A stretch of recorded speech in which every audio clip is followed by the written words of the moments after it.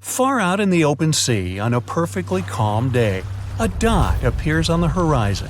It grows in size as it gets closer, and soon you can see it's a ship. But when you look at it through the spyglass, chills go down your spine. The vessel is in perfect condition and its cargo is on board, but it's completely devoid of people, drifting listlessly along the current. That was what the captain of the Ellen Austin saw in 1881, and what brought his crew so many sorrows. In December of the previous year, the Ellen Austin, a big 210-foot-long ship, left the port of Liverpool to make its trip to New York. The ship was carrying a load of people hoping to find a better life in the New World. Captain A.J. Griffin took the vessel due southwest for a shorter voyage, and a few weeks into 1881, they found themselves north of the Sargasso Sea, known for its lack of winds and strong circling currents. Ships that got caught in those could lose control and keep on drifting in circles until they were dragged into the center. From there, they'd be incredibly lucky to get back past the currents, but more often than not, they stayed in the desolate desert of the sea forever. Worse still, the area belonged to the notorious Bermuda Triangle, which was already known to take down ships and make them disappear without a trace. The ship's crew were nervous, afraid of being in such a dangerous area so close to a sea that could bring them to a standstill. And ominously, some of the Sargasso Sea's calm must have escaped it, because the Ellen Austin lost its speed one day and fell adrift without the winds. It was fine, though. They had ample provisions and were still on schedule. Captain Griffin was walking around his ship, giving orders in a voice full of calm authority, and both his crew and passengers trusted him completely. But then, the lookout shouted from above that a ship was in sight.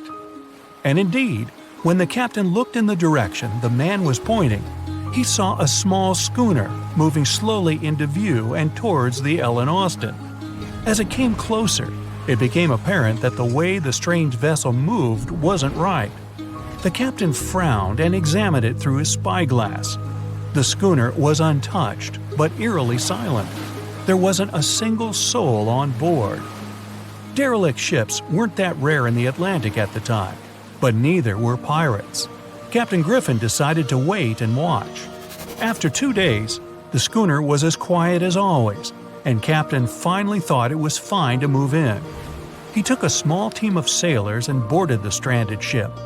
There was nobody there indeed, but luck seemed to be on Griffin's side. The precious cargo of mahogany wood was still in the holds. The captain returned to the Ellen Austin and ordered his select men to take the smaller ship along to New York. The crew's spirits arose with the prospect of riches awaiting them upon arrival. When the winds blew strong again, the Ellen Austin continued its voyage, with the unnamed vessel tagging along. But after a couple of days, the ships were caught in a powerful storm and got separated. The wind, rain, and waves beat them for several days in a row. When the weather finally cleared, Captain Griffin ordered to find the schooner. They searched for another day until they finally found it adrift, way off the course. Griffin hailed his men on board the smaller ship, but no one answered. A party of sailors went to investigate and returned with their faces white with fear. The whole prize crew went missing in the storm. The captain wasn't one to lose such a valuable find, though, and ordered another team to take control of the schooner. Reluctantly, the sailors obeyed, and the two ships continued their voyage. They agreed to stay as close as possible to one another and ring their bells at set intervals at night to let each other know they were fine. Several nights went all right, with bells ringing reassuringly every hour. But one day, a thick blanket of fog fell on the sea and almost completely blocked their vision. The ships went on regardless and started sounding their bells earlier. When night came, the fog was still there, but the bells were the sound of life. Until they stopped. Captain Griffin rang the bell once, then twice. No answer. The crew lit the fires and looked out into the sea intently, but the fog hadn't lifted, and they couldn't see a thing in the swirling abyss beyond the ship's board. Nobody could sleep that night, and they waited in silence until the break of dawn. The first rays of sun made the fog slowly disperse, and the whole crew went to the edge of the deck with heavy hearts. There was still hope in them, until the last strands of the mist went away, revealing a vast, calm, and most importantly, empty ocean. The nameless schooner was gone, and so was the second team of the Ellen Austin sailors. The ship sailed the rest of the way to New York in grave silence. Once it arrived at the port, the passengers were only too happy to leave the vessel, and no one so much as turned their head as a goodbye. That was the ship's last voyage as the Ellen Austin. That same year, it was sold to a German shipping company and renamed Meta. No one ever found the derelict schooner or the sailors that went missing with it. And that would probably be the end of this mysterious and unresolved story, if it held at least a little bit of the truth. In reality, none of the enigmatic things in the narrative actually happened. The Ellen Austin did indeed leave Liverpool and headed southwest to New York, and its captain was really A.J. Griffin, taking people to the American continent. But from here, the story falls apart. First of all, the ship went way too far to the north to pass the Sargasso Sea so closely. There was simply no reason to make a detour so broad. Even though the westerly winds were strong, it was still faster to take them head-on than to go in a southerly direction. So the Ellen Austin was probably nowhere near the Sargasso Sea and the Bermuda Triangle. Secondly, the triangle itself has been proven time and again to be nothing but a work of fiction. In fact, it gained popularity in the middle of the 20th century, while nobody even thought of drawing a triangle in the Bermuda area before that. The mystery was popularized by science fiction writers and became a common myth, while no serious research proved it any more dangerous than other parts of the world's ocean. So the crew of the Ellen Austin weren't even aware of the Bermuda Triangle back then, let alone afraid of it. Thirdly, the whole story was told and retold by magazines and mystery-loving personalities with ever-changing details. It first appeared in a newspaper in 1906 and already had the date wrong. The article said the voyage took place in 1891 instead of 1881. Later, the story resurfaced in 1935 on the radio with the wrong name of the captain. It was Baker, not Griffin. The date was also off, saying the trip was taken in August 1881, when the Ellen Austin was already renamed Meta. The legend grew upon with other strange details, such as the ship's route from London to Newfoundland, which was never the case. But the final debunking came from the archives of Lloyd's of London, the marine insurance market that keeps all logs of trade and emigration ship routes. The documents there say that on February 1881, the Ellen Austin completed its cross-Atlantic voyage to New York without incident. Captain A.J. Griffin off-boarded the ship with all his crew hale and hearty and declared no loss of hands during the trip. The voyage took over 2 months because the ship had to fight strong westerly winds pushing it back towards Britain. The crew reported no strange encounters on the way, and the whole thing was as boring as could be. And even the passengers must have been smiling when they stepped on the American soil at last, unaware of the phony baloney story they were about to be a part of. On his very first voyage to the New World in 1492, Christopher Columbus sailed through the Bermuda Triangle. Columbus reported that one night, when he was on the deck of the ship, he noticed a giant light appear in the distance, unlike anything he had ever seen before. Columbus looked at his compass for direction, and it gave off erratic readings. You might have noticed that the Bermuda Triangle doesn't appear on any world map. This is because official institutions refuse to acknowledge that the area actually exists. As you probably know, the Bermuda Triangle is situated near the Bahama Islands. There's a strange structure around the bottom of the islands. The bottom of the ocean here is inconsistent. Every now and then, some otherwise sandy floor is replaced by giant dark holes, like a living place for some giant eel. The most common problem with those caverns, named blue holes, is that sometimes tidal waves can make them produce vortices and whirlpools. Experienced divers say that they're like waterfalls in the middle of the sea. In March 1918, carrying a crew of 306 people, the USS Cyclops left Barbados and headed home to Baltimore.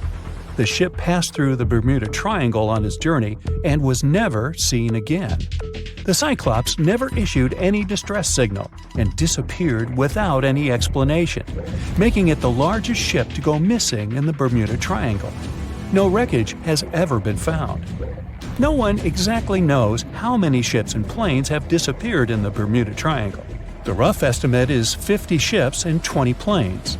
Most of the time, the disappearances had no explanation and no wreckage has ever been left behind. A lot of Bermuda Triangle stories feature reports allegedly received from missing aircraft and ships. There are reports about strange cloud formations, tunnels in the air or above water, or the sudden appearance of thick fog sparkling with electric lights. As legend suggests, some of these anomalies are not only capable of completely disorienting any vessel, but also removing them from where they were altogether. Some enthusiasts of this theory draw a line between it and the experimentations of Joseph Hutchinson, who is trying to prove that electromagnetic fields can collide with each other and produce all kinds of disturbances to reality itself.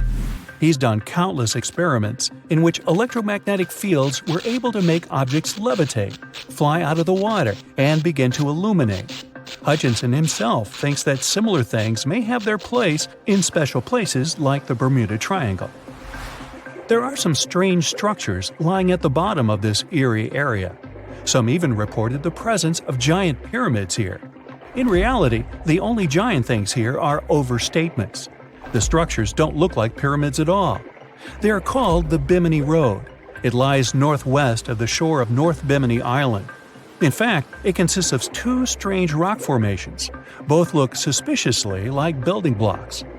Research showed that underlying ground layers beneath the Bimini Road feature nothing but bedrock, with no possible cavities in it. That totally excludes any possibility of these rocks being part of a building. In the year 1800, a large sailing vessel called the USS Pickering departed from the U.S. on its way to the West Indies. The ship sailed into the Bermuda Triangle along with its 90-man crew and was never heard from again.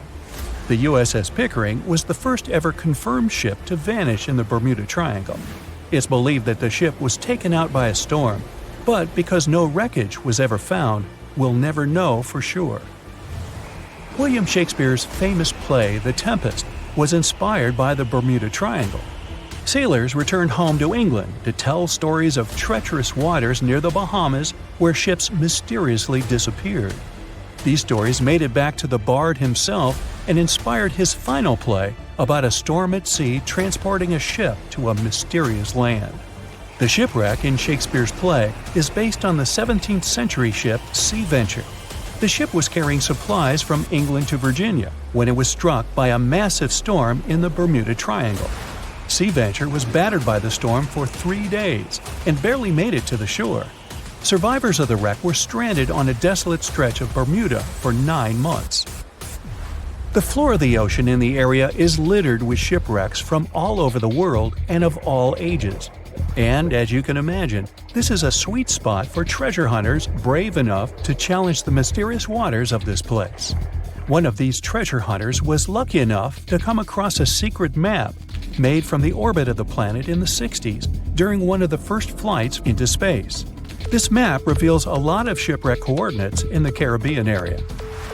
The luckiest treasure hunter in the world believed that these coordinates should lead to the remains of the ship that was part of Christopher Columbus's expedition. What he found there was a huge, unidentifiable object plastered with layers and layers of coral. It had long protrusions sticking out of it in bunches of 5 in different directions. 2 more identical objects were found nearby. Just off the coast of Japan, you'll find the Bermuda Triangle of the Pacific Ocean. Between 1950 and 1954, 9 ships disappeared in this area without leaving a trace. The ship Kaiomaru 5 was sent to investigate these unexplained disappearances when it also vanished. After this incident, the Japanese authorities labeled the area a danger zone, and sailors are encouraged to avoid it. The local people of Andros Island, part of the Bahamas, have a legend in their folklore about a giant, vile octopus-like creature named Lusca. Nobody knows how big this creature could be, but they believe it is responsible for the disappearance of vessels in the area. Strangely enough, some giant octopuses were seen and even caught nearby, though they weren't nearly as big as the legendary creature. On the other hand, a giant octopus capable of dragging ships to rock bottom? None have grown to a size this big as far as we know, so this version doesn't seem too concerning. The Bermuda Triangle is one of the rare places on the planet where true north and the magnetic one are in the exact same direction. True north is the geographical north pole of our planet. Magnetic north directs to the north magnetic pole, which constantly wanders around the Earth. Sometimes these poles coincide, and the straight line that connects north and south is called the agonic line. If you fall into this line, your compass will behave strangely. It won't point exactly to the north. Astronauts of the International Space Station notice the Earth's magnetic field is weakened in the Bermuda Triangle area. This field is a shield that protects us from solar radiation. Above the triangle, the particles of the sun's rays move faster than in any other part of the planet. This causes unstable work of electronics of satellites flying in the atmosphere of Earth. It doesn't apply to ships and planes, though. The Bermuda Triangle is one of the most heavily traveled shipping routes in the world. Some skeptics believe that this fact solves the Bermuda Triangle mystery. Statistically, the busier the area, the higher the frequency of accidents and disappearances. While this makes sense, it's not the frequency of disappearances that's responsible for the mystery of the Bermuda Triangle. It's the lack of explanation or wreckage found. A popular theory suggests that rogue waves are responsible for the many disappearances. Rogue waves are called extreme storm waves by scientists.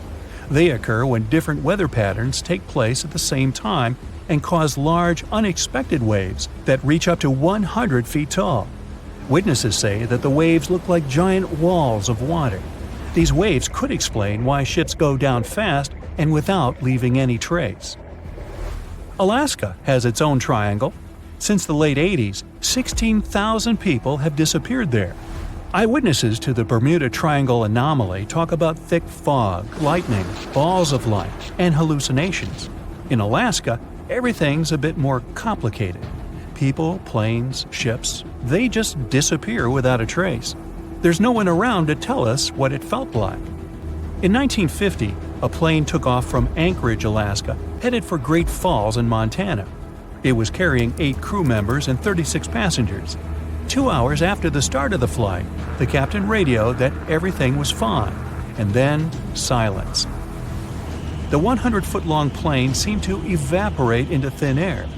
85 aircraft and around 7,000 people searched for the plane. No trace, not even a screw, bolt, nothing. That plane mystery made the Alaskan Triangle famous. If you look on a map, it's a wild and mostly unpopulated zone that passes near Anchorage, Barrow, and Juneau. Hey, I didn't know about the Alaskan Triangle. Juneau? Yeah, that must be an old joke. Its ruins lie somewhere in the darkness of the ocean depths, covered in seaweed, damaged by the ravages of time. The city of Atlantis allegedly existed 12,000 years ago. Then it sank, and over centuries, people have been passing stories about it. Many think it was just a regular island, but so many legends tell about a powerful empire. Atlantis supposedly was one of the wealthiest and most fascinating cities of its time. Your breath would have been taken away if you had stepped through its central gate. Amazing decorations and towering marble statues were all over the place. The rumor has it, the entire city is under the water now. Some people believe that it's on the seabed somewhere in the Bermuda Triangle. Some even claim that an underwater pyramid in the Atlantic is somehow responsible for all those planes, people, and boats that mysteriously disappear there, and no one can track them later. The story says that in the late 1960s, there was a group of treasure hunters that came across the ruins of an ancient city. It happened during one of their diving expeditions in the Bermuda region off the coast of Miami. They spoke about the intriguing remains of the city and mentioned a glass pyramid they also stumbled upon there. They claimed it was bigger than any other pyramid, even those discovered in Egypt. Of course, those were just stories. But unusual things do happen in that area. For example, volatile water currents or a strong vortex that occurs from time to time. The Bermuda Triangle is one of the best spots for researchers to explore. They go there to study minerals, the seabed, and the Gulf Stream. They study how the ocean influences weather. The geological structure of the planet's crust deep down under the ocean floor is especially interesting. The deepest point in the Atlantic Ocean lies in the Bermuda Triangle. Researchers have done a lot of studies and drilling there to find out what lies a couple of miles beneath the seabed in that area. There's an awesome variety of seabed landforms in the Bermuda Triangle. You can hardly see anything like that anywhere else on Earth, especially if you keep in mind that this is a relatively small ocean region. Look at this shelf with shallow banks. There are also plateaus, plains, and deep-sea trenches. If you believe the Bermuda Triangle is some sort of a trap, you're not wrong, considering its complex geological structure. There are a couple of groups of seamounts in the eastern and northern regions of the triangle. They're mostly unnamed. Some of them are up to 650 feet high. At such heights, they would be considered regular hills on the surface. But by ocean standards, these so-called underwater hills are like small mountains. They're either elliptical or round. You can see that if you take a look from above. There are more seamounts in the Pacific than in the Atlantic Ocean. The underwater world in the Atlantic is less diverse than in the Pacific, unless we're talking about the Bermuda Triangle. The limestone platform that forms the bottom of the triangle is nearly 3.7 miles deep, and this entire thick layer consists of the remains of small ancient creatures. In 2019, a big group of geologists published an article where they claimed that the triangle formed as a result of strong volcanic activity. For years, people believed there were ancient, long-extinct volcanoes that brought the Bermuda Islands from the sea bottom. So, one theory says the Bermuda Islands formed because there were disruptions in magma flows. Pieces of ancient plates that were already in the mantle went up to the surface, and then they mixed. That's how many volcanic islands in the oceans could form. Knowing this, science fiction writers let their imagination run wild. They told stories about scary creatures and mystical cities, or islands, hidden deep down beneath all those layers.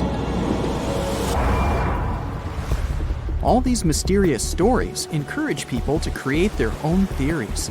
In the 15th century, a well-known man named Christopher Columbus was on what would later become one of the greatest and most important expeditions ever. He was one of the first people to tell stories about a mysterious region that was later called the Bermuda Triangle. This area was first known as the Somers Isles, named after British naval hero and privateer George Somers. But Spanish explorer Juan de Bermudez discovered the island in 1505, and that's when the area got the name it has today. So, Columbus mentioned some pretty strange sightings within the area, starting with a light similar to that of a candle moving up and down in the distance. He immediately warned his crew and asked them to look at the light, which kept vanishing and reappearing.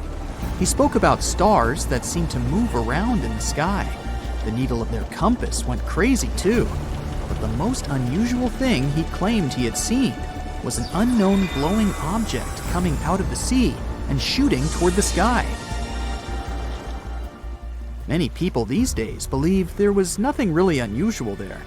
Those must have been lights coming from another ship or from the shore. But Bermuda intrigues us today too. It's a roughly triangular area where ships disappear without any trace. Sometimes they show up later, but empty and with not a single person on board. But more often, no one ever finds their wrecks. And it's not just ships. Planes go missing too. The training sailing ship HMS Atalanta was one of the first cases in the string of mysteries of the Bermuda Triangle. The ship left a dockyard in Bermuda and headed in the direction of England back in 1880. It never reached the British Isles. It actually never even left the Bermuda region. It just went missing, and no one ever found any trace of it. Some said the ship disappeared because of a powerful storm they came across on their route. The crew members probably didn't have enough experience to handle such a situation. Back then, everyone wanted to know what had happened to the ship. How could it just disappear like that? It made headlines. People were coming up with all kinds of possible theories about what could have happened. The story continued with the coal carrier Cyclops. In 1918, it sailed off the island of Barbados, and after a couple of days, the situation repeated. The ship disappeared without a trace, along with more than 300 people on board. 3 years later, in 1921, a Coast Guard on the Diamond Shoals near Cape Hatteras, North Carolina, discovered a massive commercial ship that ran aground. The Guard was prepared to help people in trouble, but they had no one to save. The ship was empty. None of the passengers or crew members were there. Some theories about this accident included pirates, but no one really found out what had happened. Flight 19 turned out to be one of the most famous incidents in that area. An entire group of aircraft disappeared in the area in 1945. A further rescue expedition didn't go well either, because one of the mariners with 13 crew members also went missing. And it's not that such things only happened a long time ago. A 29-foot-long ship with 20 people on board went missing a day after it was due to arrive at Lake Worth, Florida. There were neither any records of the ship nor any distress signal. The search mission involved boats and aircraft and lasted 84 hours. The rescue team covered an area that was nearly 2 times the size of the entire state of Massachusetts, but still nothing. The Bermuda Triangle is a place of great mystery, but the islands are a perfect spot for travelers. It's an excellent place if you're into golfing, for example. So, if you're lucky, you might easily run into some famous golf players or celebrities while there. And here's something interesting for music fans. John Lennon got inspiration for nearly 25 of his songs on one of these fascinating islands. More than 50 ships and 20 planes have disappeared in the Bermuda Triangle since the middle of the 19th century. This region isn't put on any paper map and is not an official region of the Atlantic. This massive water area is located not far from the southeastern coast of the US and still scares many sailors. But you aren't afraid and want to prove that there is nothing special in this place. You sail to the center of the Bermuda Triangle on a small fishing boat. You turn off the engine and wait. Several hours pass. The sun goes below the horizon. Night comes. You're about to return to the shore, but suddenly it becomes too quiet. Then you hear a splash of water. You look overboard and see hundreds of fish swimming to the surface. Something big scared them away. Something that comes straight from the depths. The next second, you notice big sparkling eyes and long tentacles reaching for the boat. It seems that one of the most terrible myths about the Bermuda Triangle turned out to be true. A huge squid dragging ships to the bottom. Stories about these squids appeared long before the emergence of the Bermuda Triangle myths. For centuries, sailors from Norway and Greenland told stories about a scary sea monster, the Kraken. In those stories, the Kraken broke the decks of ships with its giant tentacles and dragged them to the bottom. The approach of this creature is impossible to see since it's coming to you not from the side, but from below. But all these were just stories. Only in the 19th century, scientific evidence of the existing of these monsters appeared. A beak of an unknown squid was found on the coast of Denmark. The size of the find was about 3 inches in diameter, which is about the size of a human palm. Then, it became clear that the Kraken was real, and it's just one variety of giant squid. Since then, more than 21 species of giant squid have been described, but the first video with this monster was recorded in 2004 in the waters of North Atlantic, not far from the Bermuda Triangle. Marine biologists used a lure to draw the squid out of the depths. The huge monster was about 30 feet long, which is about half a subway car. It suddenly appeared out of the ocean darkness and quickly attacked the lure, squeezing it with its tentacles. After that, many cases of squid have been recorded on photos and video. Huge squids were washed up on the shore, swam past ships. According to some records, the largest monster ever found was 59 feet long and weighed almost a ton. This is the size of a big bus. Some scientists believe that giant squids can reach 150 feet in length, which is almost twice the size of a basketball court. But the big size is not enough to sink a ship. The first thing that helps squids do this is the surprise effect. Squids come from the depths, which mean they can be seen from the deck, but the monster can see a boat from afar. It has the biggest eyes in the world. One eye is about the size of a basketball. The eyesight of a giant squid allows them to see prey in the Black Sea depths and from a big distance. Most sea creatures on the planet can't see in such conditions. So, the squid notices your ship and decides that it's food. It quickly approaches the boat and attacks with its tentacles.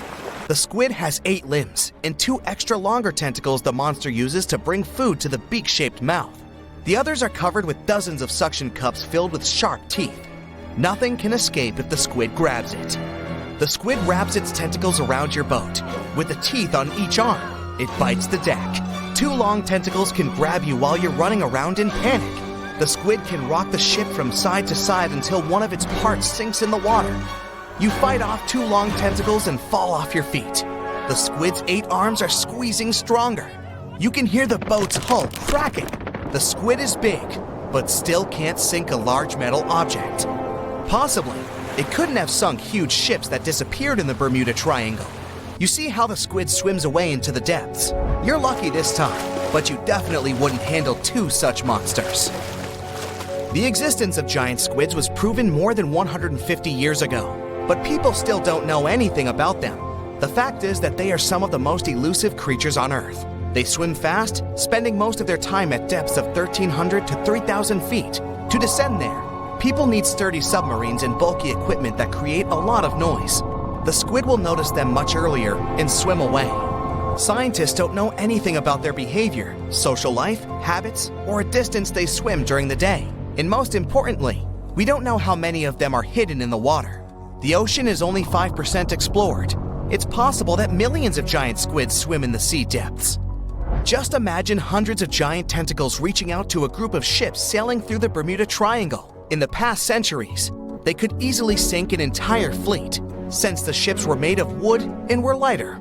Squids wrapped decks with their strong tentacles, made holes in the ship's bodies with their sharp beaks. Toothy suction cups could break the masts and tear the sails. The water was filling the holes and slowly rising to the deck. The ship sank in a matter of minutes. Survivors reached the shore and told everyone about huge monsters. This is how the legends of the Kraken appeared. Fortunately, now people have sonars and equipment for monitoring the sea space. You start the engine to swim to the shore and notice that about 30 tentacles are reaching out to you from the water. 3 giant squids squeeze the boat from all sides and pull it down. It looks like there's no way out. You look overboard and see black eyes looking right at you. At this moment, you find a solution. Squids spend their whole life in darkness and are afraid of the light. Fortunately, you have a signal rocket. You use it to scare the monsters away. Squids go back down into the water, but apparently not for long. You release a few more rockets into the ocean and scream in fear. The red light illuminates the sea darkness, and you see hundreds of moving tentacles. They quickly swim away from the fire to a safe distance. At full throttle, you're sailing to the shore and releasing all the signal fires into the water. You don't give the squids a chance to get close to you. Finally, you get to land, confident that you will never return to this place. The bad news is, these creatures swim not only in the Bermuda Triangle. People found giant squid in the oceans all over the world. Yeah, it's possible the giant squid is the main reason for the disappearance of ships, but this doesn't make the Bermuda Triangle a unique place. Boats and cargo ships disappear all over the Atlantic Ocean. The Triangle is not even included in the top 10 of such places. Also, this area is one of the most popular shipping routes of the Atlantic. And the more ships sail in one place, the more ships are lost. Many scientists believe the reason of the disappearances here is strong storms and hurricanes. Bermuda is located in an area of high pressure, which diverts thunderstorms towards the triangle. The waves reach such sizes here that they can turn ships over. Thunder and frequent flashes of lightning disable planes. The Earth's magnetic field is weakened at the location of the triangle. This field works as a shield, which repels solar particles. Here, solar radiation passes through the upper layers of the atmosphere and can negatively affect the electronics operation. Also, there is a theory that says that the Bermuda Triangle is the center of a magnetic anomaly. But scientists made many checks of the magnetic map of this region and haven't found any oddities.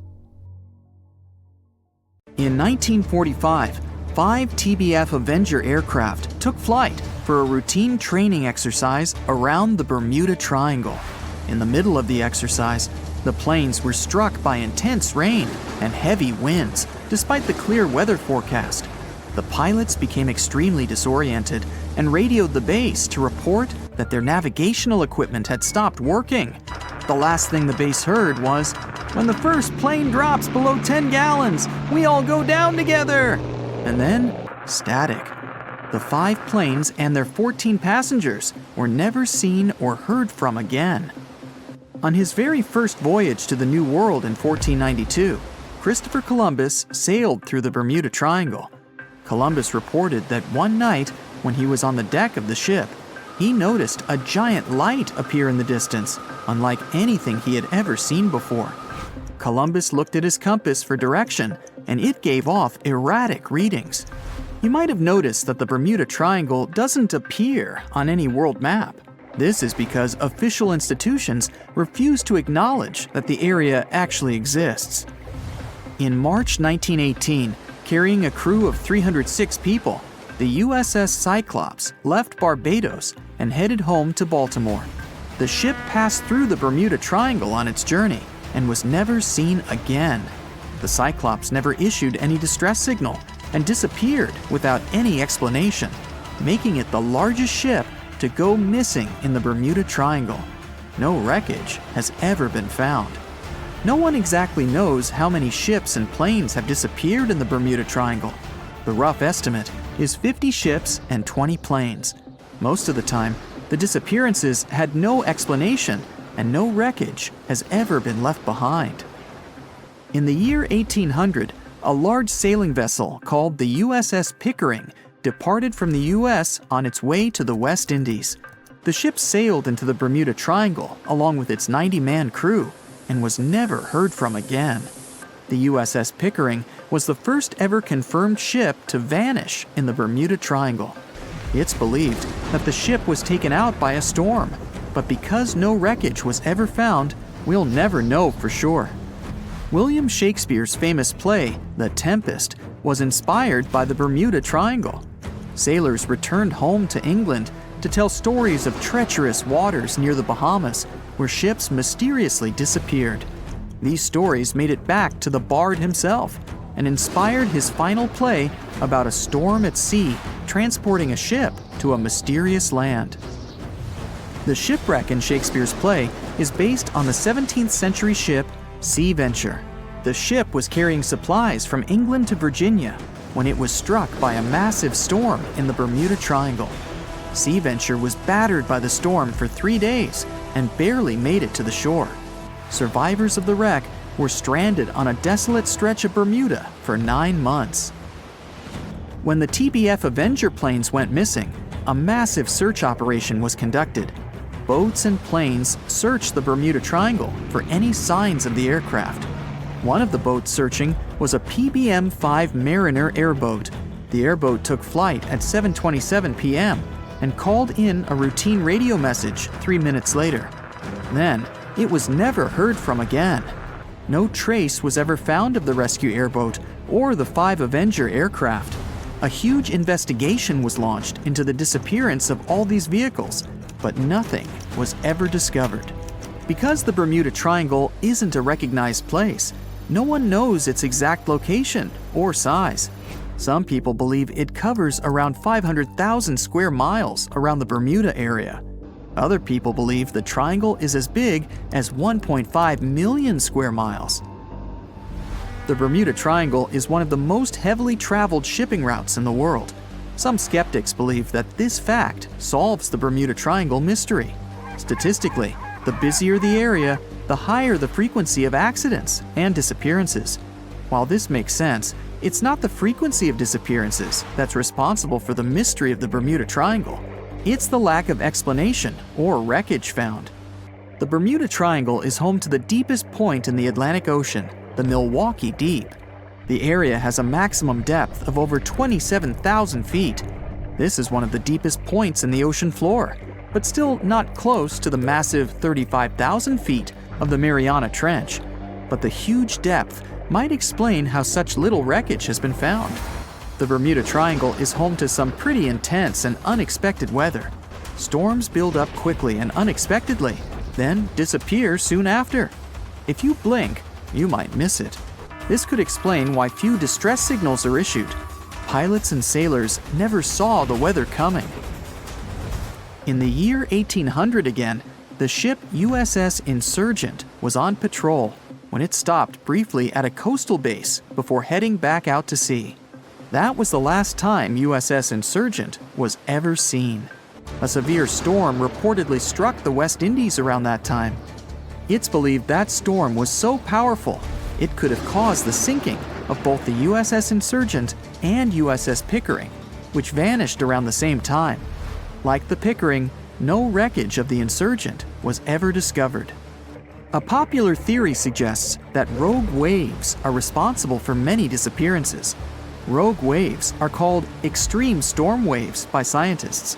They occur when different weather patterns take place at the same time and cause large unexpected waves that reach up to 100 feet tall. Witnesses say that the waves look like giant walls of water. These waves could explain why ships go down fast and without leaving any trace. Joshua Slocum was an extremely talented sailor. He was the first person to ever sail single-handedly around the world. But sadly, he was no match for the Bermuda Triangle. In November 1909, Slocum said goodbye to his wife and set off on one of his usual winter voyages to the West Indies. Slocum's wife reported him missing after several months passed without any contact. It's said that he called in at Miami to resupply before vanishing into the Bermuda Triangle. Just off the coast of Japan, you'll find the Bermuda Triangle of the Pacific Ocean. They call it the Dragon's Triangle. Between 1950 and 1954, 9 ships disappeared in this area without leaving a trace. The ship Kaiomaru 5 was sent to investigate these unexplained disappearances when it also vanished. After this incident, the Japanese authorities labeled the area as a danger zone, and sailors are encouraged to avoid it. On the ocean floor, decomposing organisms let off large concentrations of methane gas that gets trapped under the water. This gas can build up until, boom, it ruptures. The gas surges up to the surface and erupts. If a ship was in the area of one of these ruptures, the water would become much less dense and cause the ship to sink rapidly and without warning. Scientists believe this could be the cause of the many disappearances in the Bermuda Triangle. While this theory makes a lot of sense, it doesn't seem too likely. The United States Geological Survey has stated that no large releases of gas are believed to have occurred in the Bermuda Triangle for the past 15,000 years. In July 2015, 2 teenagers disappeared after setting sail off the coast of Florida. There's some mystery about what the 2 teens were really getting up to. They told their parents that they were just going to fish, but they told their friends that they were crossing to the Bahamas. Shortly after they left, a line of thunderstorms moved towards the area, and the boys were never heard from again. A massive 15,000-mile search was conducted, but sadly, nothing was found. 1 year later, the pair's boat was found off the coast of Bermuda with a broken iPhone and some personal effects left inside. One of the most popular and bizarre theories trying to solve the Bermuda Triangle mystery comes from Charles Berlitz. He insists that the area is home to the lost city of Atlantis. The missing ships and planes and malfunctioning equipment, according to him, were all caused by rays of energy let out by the special energy crystals that power Atlantis. While this sounds silly, Berlitz's theory was convincing enough that over 20 million people bought his book worldwide. The airplane involved was a Beechcraft Bonanza single-engine aircraft. On board, pilot Bruce Gurnon had 2 passengers, his father and business partner. They took off from Andros Island in the Bahamas and headed northwest for the Florida coast. It was December 4, 1970. If you draw up a map, trace a line connecting the island of Bermuda, Puerto Rico, Miami, and back to Bermuda, what do you get? Yes, it's a triangle, a sinister polygon known for mysteriously swallowing over 2,000 ships and 200 aircraft over the centuries. Bruce Gurnon's plane was within its hungry grasp. But this was a typical flight Bruce had made dozens of times before. The trip usually took about an hour and a half, with no hiccups or mysterious phenomena whatsoever. The men were no more concerned than you would be during your daily commute to work. Oh, but this time would be different. They would face very unusual circumstances indeed. Bruce took off and started gaining altitude. Strange things started happening right from the get-go. At an altitude of about 1,000 feet, he noticed a small cloud up ahead. But it kept growing. Not from the plane getting closer, this thing was actually getting bigger in size. Bruce had to fly through it, and he came out the other end just fine. Another mysterious cloud appeared at 11,500 feet. This one was massive, and Bruce had no other choice but to fly through it too. So he concentrated, took a deep breath, and in they went. At that moment, it got dark as night all around the aircraft. Not a single sliver of sunshine got through. But this wasn't a storm cloud, and it wasn't raining. Bruce was starting to get worried, and then, bam! He saw flashes of white light. They would appear and vanish quickly like lightning. But this pilot knew this certainly was no lightning. The flashes were so bright, they lit up the whole space around them. Bruce kept flying for another 30 minutes when he realized this was the same cloud he had gone through earlier when he started to climb. But now the cloud was cylindrical, and the plane was flying through its center. It was about 1 mile wide and seemed endless. Bruce thought he could never get out of that trap. But a minute later, he saw light at the end of the tunnel. He kept that yoke straight ahead. He was almost out of this nightmare. But all of a sudden, unexplainable things started happening again. The walls of the cloud tunnel began to narrow. They were closing in on the plane. The navigational instruments started wigging out. The compass was spinning by itself counterclockwise. The electronic instruments were all malfunctioning. It was like the plane was being operated by something else, or it was moving inside some kind of current. All of Bruce's attempts to take control were to no avail. He kept flying through that tunnel, bound and determined to get out of this thing and live to tell the tale. The walls kept narrowing, smaller and smaller, wrapping like a vortex. Bruce was running out of time. He had to get out of this place fast. The next 20 seconds were the most intense of his life. But then, he burst out of this foggy trap. As Bruce described later, he felt weightless for 5 seconds as his plane left the tunnel. The clouds dispersed, and now the aircraft was in a grayish haze. The men let out a big sigh of relief. He immediately grabbed the radio and contacted ground control. Bruce wanted them to determine his location. But when the dispatcher looked at the green screen, his face became contorted with confusion. Bruce's plane wasn't on the radar. It was as if the thing was invisible. But then the dispatcher said the aircraft was already in Miami airspace. Bruce was utterly shocked by this information. It just couldn't be true. The distance the Beechcraft was supposed to cover was about 250 miles. Remember, the whole trip usually took around 90 minutes. But this time, it took just 47 minutes to get to the destination. This model of aircraft can only cruise at about 180 miles per hour.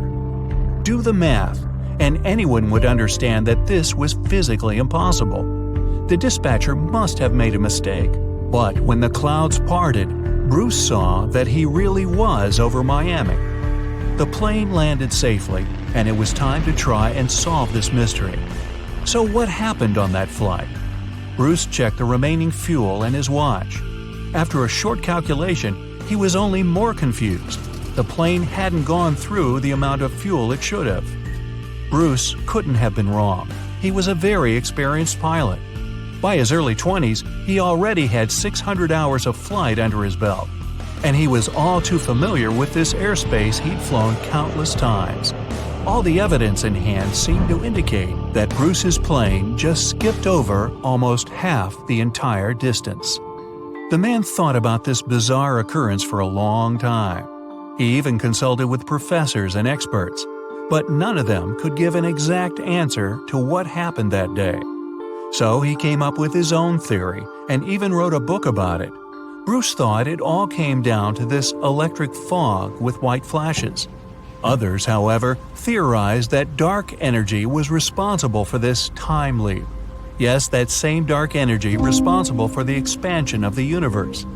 This energy could have curved time-space like a black hole, forming this strange tunnel. Bruce accidentally hit it, but he was lucky to get out of there. That's how he got into Miami airspace so fast. But dark energy is just a theory attempting to explain the unexplainable. To this day, there is no real answer for how Bruce was able to travel that distance in such a short time. But some details still can be explained. Archive records show that 84 sunspots were recorded that day, as well as a huge solar wind moving almost 440 miles per second. This would cause disturbances in the Earth's magnetosphere that could throw off the plane's instruments and radars. So Bruce's version that he was in an electronic fog could be right. And about these weird clouds. The thing is, they're pretty commonplace things in this area. Zones with low and high pressure are constantly colliding there. The result, storm clouds. Perhaps that cloud growing before Bruce's eyes was simply two massive air currents crashing into each other. But so far, no one has been able to explain how the plane got to Miami so fast. Well, maybe in the future the truth will be revealed. In the meantime, it remains another mysterious riddle of the Bermuda Triangle.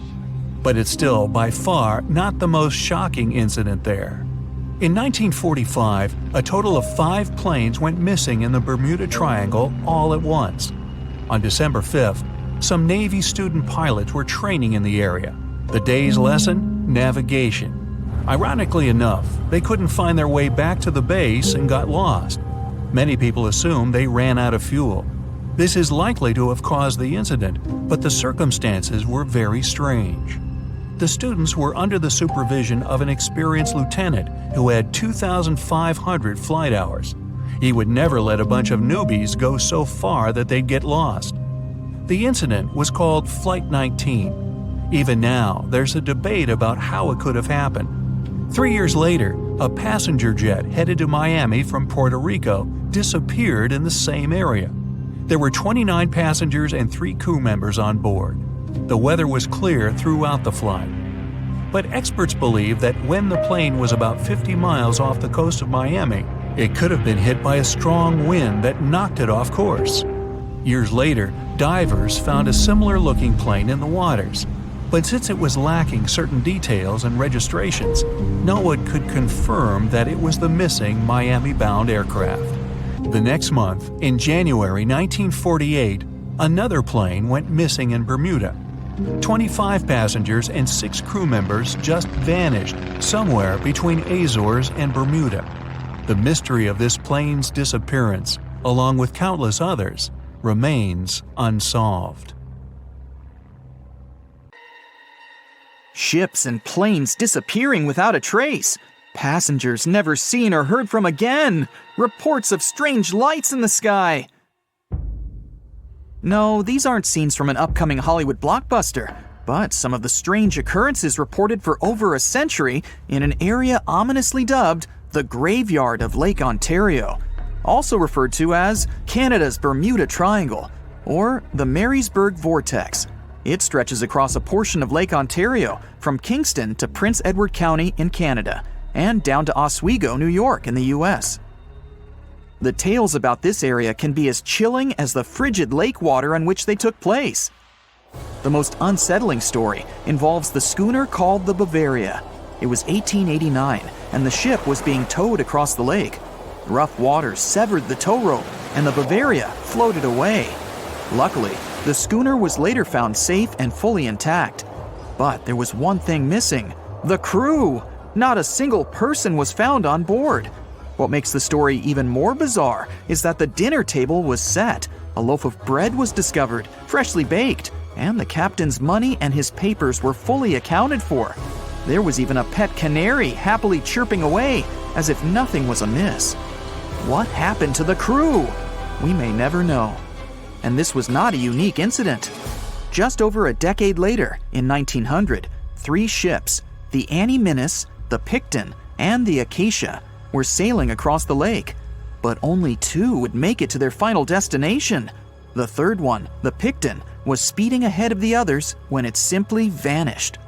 According to a cook on the Annie Minnis, "We were well out into the lake and making good time when all of a sudden we saw the Picton's topsails coming off, and then her lower sails settled, and then, while we stood and watched, the Picton just disappeared." It's possible that the ship sank, as there was some wreckage later seen in the water, but the ship itself was never found, and none of its crew ever located. A few weeks later, a bottle with a note inside was discovered in Sackett's Harbor, New York. The note was from Captain Sidley of the Picton. "Have lashed Vesey to me with heaving line, so that we will be found together." Vesey was the captain's 12-year-old son. The note creates more questions than answers. If the witnesses were correct, the ship's disappearance was quite quick. When did Captain Sidley know he was in danger? Why not signal for help if he had any warning? And when did he have time to write a note, bottle it, and tie himself to his son? It truly is a mystery. And it was not just ships that ran afoul of the strange forces in the area. Planes also struggled to make it through in one piece. In 1975, Ron Scott flew out from the Picton Airport in his Cessna 172. As he entered the Marysburg vortex, his plane banked to the side. For several seconds, he was unable to right the plane, but once he did, the same force banked him to the other side. Again, he was stuck there for a few seconds, unable to control his plane. A skilled pilot, he had never experienced anything like it before. He was certainly luckier than Royal Canadian Air Force pilot Barry Allen Newman. Newman was at the same spot back in 1952, when he lost control of his jet and crashed into the lake. To this day, his body has not been found. In total, over 270 ships and at least 40 planes have met a tragic end in this area. And adding to the mystery, sometimes people report a series of bright lights or orbs, or a dark ship hovering in the sky. These are even harder to explain. Witnesses willing to report them are adamant they are true. Sid Wells said he watched a strange shape like a multifaceted diamond slowly spinning in the sky, and then it just disappeared. Others claim to have seen it too. Of course, the Marysburg vortex is just one of several places around the world known as vile vortices, a term coined by biologist and writer Ivan T. Sanderson. He discovered 12 other equally spaced areas on the surface of Earth where funny things happen. The best known of these, of course, is the dreaded Bermuda Triangle. Situated in the Atlantic Ocean between Bermuda, Florida, and Puerto Rico, it has been blamed for the disappearance of thousands of people. They went in, on boats or in planes, but they never came out. Even the explorer Christopher Columbus experienced the mystery of the Bermuda Triangle during his first voyage to America in 1492. He said the compasses pointed in the wrong direction, the sea levels seemed to change dramatically, and he even spotted strange lights in the sky. In 1918, the USS Cyclops, which was one of the US Navy's biggest fuel ships, disappeared there. Since the 309 crew members were declared lost at sea when the Cyclops vanished, it's seen as the largest loss of life in the history of the US Navy in a single incident. At the time, the weather was good. The one message sent that day from the ship indicated no issues or concerns, and a distress signal was never sent. A thorough naval investigation followed. Its conclusion? Many theories have been advanced, but none that satisfactorily accounts for the ship's disappearance. In other words, the investigators were stumped. There's also the Dragon's Triangle, located in the Pacific Ocean. The most disturbing story involves a group of Japanese vessels that disappeared in the 1950s. When researchers were sent to investigate what happened, they too disappeared. In each case, it's impossible to truly know what occurred, and it's easy to get caught up in stories of giant sea monsters lurking beneath the waves. Who doesn't like a good scare? And Sanderson was willing to accept the possibility of such stories being true. He believed the vile vortices that he studied could be explained by anything from a wrinkle in the space-time continuum to magnetic abnormalities to underwater people. Of course, Sanderson was not only a huge fan of strange places, he also wrote about strange creatures like Bigfoot and the Loch Ness Monster. His skills as an impartial scientist are questionable though. In 1948, he claimed that some 3-toed footprints found at Clearwater Beach in Florida were proof of 15-foot-tall penguins, arguing that they were impossible to fake. In 1988, Tony Singerini revealed that he and his friend, attaching some cast-iron feet to his high-top sneakers, were behind the giant penguin hoax. So maybe Sanderson isn't the most reliable source after all, but there are also some very compelling and wholly natural explanations. Let's look specifically at the Marysburg Vortex. It's entirely possible that ships like the Bavaria and the Picton were done in by a mix of bad luck and bad weather. Unsettled weather is certainly not uncommon on Lake Ontario, and flash storms on the open water can prove dangerous to the most skilled sailor. And even today, with advances in weather forecasting, we get it wrong all the time. Back then, there was no way to predict that a storm was just around the corner. And the weather was just one issue.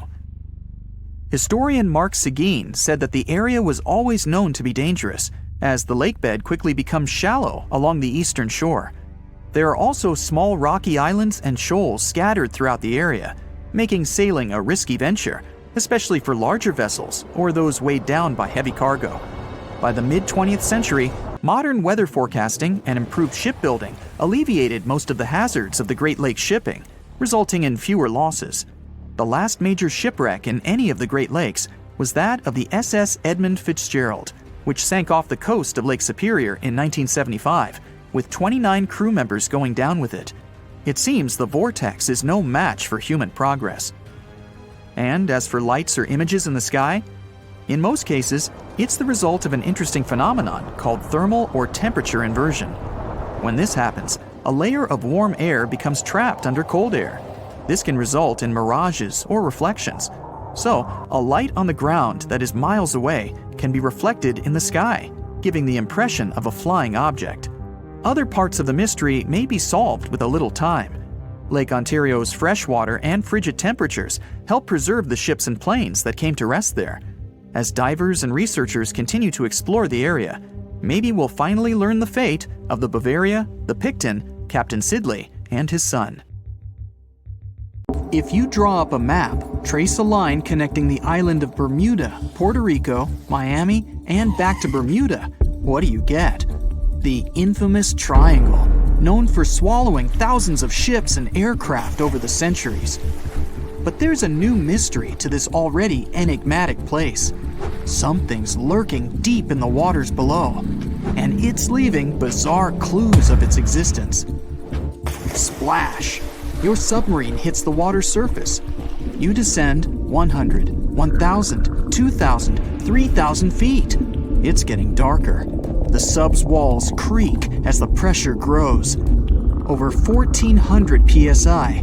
It's like the weight of a grand piano squeezing every square inch of your body from all sides. You've made it to your destination. All that's left is to spot the beast. Just in time. Among the black void, you see a bright green glow off in the distance. It's getting closer. As it approaches, it gets bigger. This is it! The creature that's been leaving strange circular markings on fish, dolphins, whales, and even other sharks. Behold, the cookie cutter shark! Don't let its size fool you. It may be no longer than a bowling pin, but this creature is a parasite. It attaches itself to other marine animals using its neatly arranged, serrated teeth. With one bite, it fills its belly, detaches, and goes on about its day. Its mobile snack also swims away with its life. The only evidence of this rendezvous, a cookie-shaped mark on its body. Don't assume you're safe in your submarine. These bold little guys have been known to go after subs too. You decide not to risk the shark punching a hole in the only thing keeping you from being squished to a pulp by the surrounding water. You journey on to meet other bizarre creatures lurking in the Bermuda Triangle. At twice the depth, you'll find the dragonfish. Unlike other deep-water inhabitants, these things produce light in the infrared range. Blue and green is what other fish stick to. This gives the dragonfish a huge advantage. It provides itself with light that other marine dwellers just can't perceive. Things that want to eat the dragonfish can't detect this light, as well as the critters the dragonfish likes to feed on. A truly unique deep-sea dweller is the vampire squid. Neither vampire nor squid, or octopus, this thing is a unique species of its own. It has the largest eyes compared to body size of any animal on the entire planet. When the vampire squid feels threatened, it curls its arms up and around its body. Essentially, the thing turns itself inside out. Another animal to avoid down here is the terrifying bobbit worm. It buries itself in the seafloor, leaving a small part of its body out. It waits for dinner time with its pincer-like mouth parts open. What's on the menu? Other worms and fish that can be 7 times bigger than the bobbit. It uses its 5 antennas to sense when lunch is close enough to snap. In an instant, the worm launches forward and grabs its lunch with its mouth parts. It's not done yet. Once it's got its jaws locked onto its lunch, the worm injects it with venom and pulls it down into the burrow to feast. One of the deepest trenches in the Bermuda Triangle is the tongue of the ocean. This is also the secret breeding grounds of tiger sharks. You'll instantly recognize them thanks to those darker gray tiger stripes on their sides. They're the second largest predatory shark species after the great white. And with a big size comes a big appetite. Marine mammals, smaller sharks, stingrays, and green turtles are all on the menu. If you ever come face to face with a tiger shark, hopefully not, remember this: you can tell the fish's age by looking at its stripes. They fade over time, so the younger the shark, the more pronounced its stripes. There's plenty of zooplankton in the Bermuda Triangle. These are, usually, small organisms that are essential to the ocean's food chain. But get this, if nothing ate them and they were left to grow out of control, zooplankton would cover the entire world in layers and layers in just 4 months. Oh, and the largest type of zooplankton is the jellyfish. Jellyfish were around long before dinosaurs. You probably know your body is 60% water. A jellyfish is 95%. So if it gets washed onto the shore, after a few hours, most of its body just evaporates into the air. There's also a jellyfish that lives forever. The immortal jellyfish can revert itself back to its polyp stage and then grow again. Sounds like something from another planet, but it's no space jelly. Those do exist, by the way. Back in the 1990s, NASA raised jellyfish in space to see what zero gravity does to them. They were just fine living up there in the cosmos. When they came back down to Earth, though, they had trouble adjusting. The European eel hasn't been to space, but it is quite a globetrotter. It travels all the way from Europe to the Sargasso Sea, where the Bermuda Triangle is located. In the larval stage, it just drifts around the ocean for as long as 3 years sometimes. It's also the chameleon of the sea. Over the years, the European eel changes color, going from translucent to yellow to metallic silver. They're nocturnal and secretive, pretty much the ideal companion to have when you raid the fridge at midnight. A giant squid over half the length of a football field once washed up on a Florida beach. Researchers suspected this behemoth came from the Atlantic Ocean near the Bermuda Triangle. Giant squids are the longest invertebrates, meaning they have no backbone. They also have the biggest eyes on Earth, ever. They're as large as a soccer ball. Another creature found near the Bermuda Triangle is Sterer's cave shrimp. They were so good at keeping to themselves that no one knew these creatures even existed until 2011. Some female cave shrimps carry an impressive number of eggs along with them. Scientists discovered one female had around 2,000 eggs attached to her body. The Bermuda petrel is the national bird of, yes, you guessed it, Bermuda. It's the second rarest seabird on the planet. In fact, people thought it was extinct until 1951, when they spotted a few on the island. It has an eerie cry that'll send shivers down your spine. The Nassau grouper can only be found on the coasts of South Florida. This fish lies in wait and ambushes its lunch of other fish, crabs, and lobsters. It's sort of like a vacuum cleaner because it inhales its food through its huge mouth. The fish has a cool defense mechanism too. Like the chameleon, it changes color when it feels it's in danger. Sometimes it takes on a lighter or darker shade of its own color to blend in with the environment. So, you may spot a Nassau grouper, or you may not. If you happen to visit the Bermuda Triangle, you'll probably see a hammerhead shark.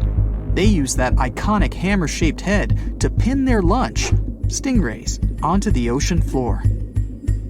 The shape of their head also gives them better vision. They can see almost 360 degrees all around, above and below them. Well, save for one blind spot right in front of their nose.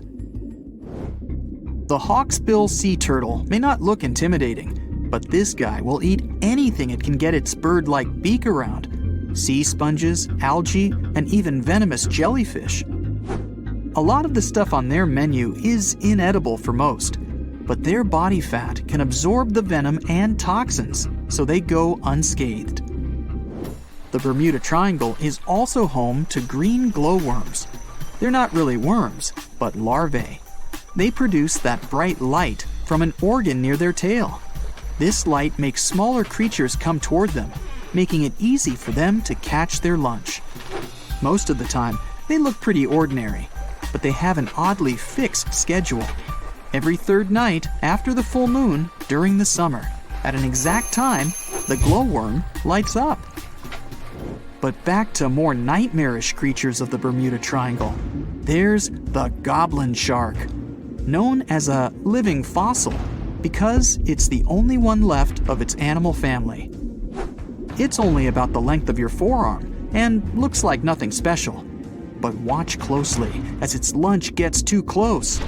Boom! The shark's jaw shoots out of its mouth and grabs onto the unlucky creature. Once the teeth have locked in, the jaw goes right back in the shark's mouth. And yes, you share the planet with this thing. Some people are still afraid of sailing through this region because more than 50 ships and 20 planes have disappeared here since the mid-19th century. You won't find this place on a regular paper map, as it's not an official region of the Atlantic Ocean. It's just an imaginary area of water in the shape of a triangle near the southeastern coast of the US. Right now, we're going there to debunk all the myths and fairy tales about this place. The most popular theory says that the ancient city of Atlantis was once located where the Bermuda Triangle is now. It was inhabited by a more advanced civilization than the rest of the people on Earth. In this area, some mysterious crystals were installed that generated infinite energy and powered the entire city.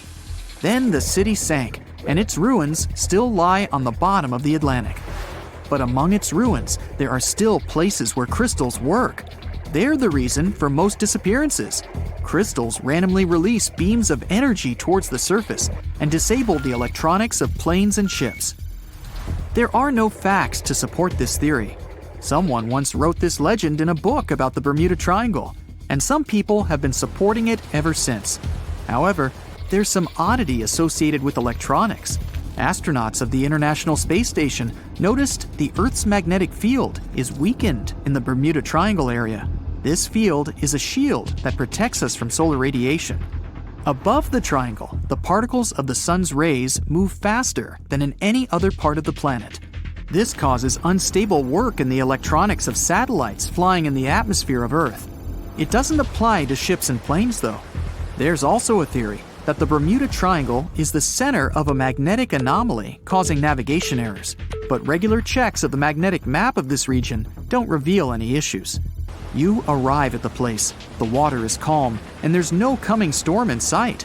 You look at the compass and see the arrow moving from side to side. Oh no, it's begun! Panic rises within you, and you quickly turn the steering wheel of the ship to sail away from this place. Oh, stop. There has long been an explanation for the strange compass behavior in this area. The Bermuda Triangle is one of the rare places on the planet where true north and the magnetic one are in the exact same direction. True north is the geographic north pole of our planet. Magnetic north directs to the north magnetic pole, which constantly wanders around the Earth. Sometimes these poles coincide, and the straight line that connects north and south is called the agonic line. If you fall into this line, your compass will behave strangely. It won't point exactly to the north. Imagine that you're the captain of a ship sailing in the Bermuda Triangle at the beginning of the 20th century. You need to know where north is to get to the shore. You look at the compass and it points incorrectly. You're deviating from your original course and sailing in the wrong direction. There's the Caribbean Sea near the triangle, peppered with small islands. The sea floor here isn't deep. The ship can get in shallow waters, and now the ship is stuck on a shoal, and you have no idea where you are. If this were the 21st century, the ship's captain would be able to reach the shore using GPS and other modern navigation. But the most interesting thing is that the compass would work correctly this time, since the magnetic North Pole hasn't already coincided with the true one for a long time in the territory of the Bermuda Triangle.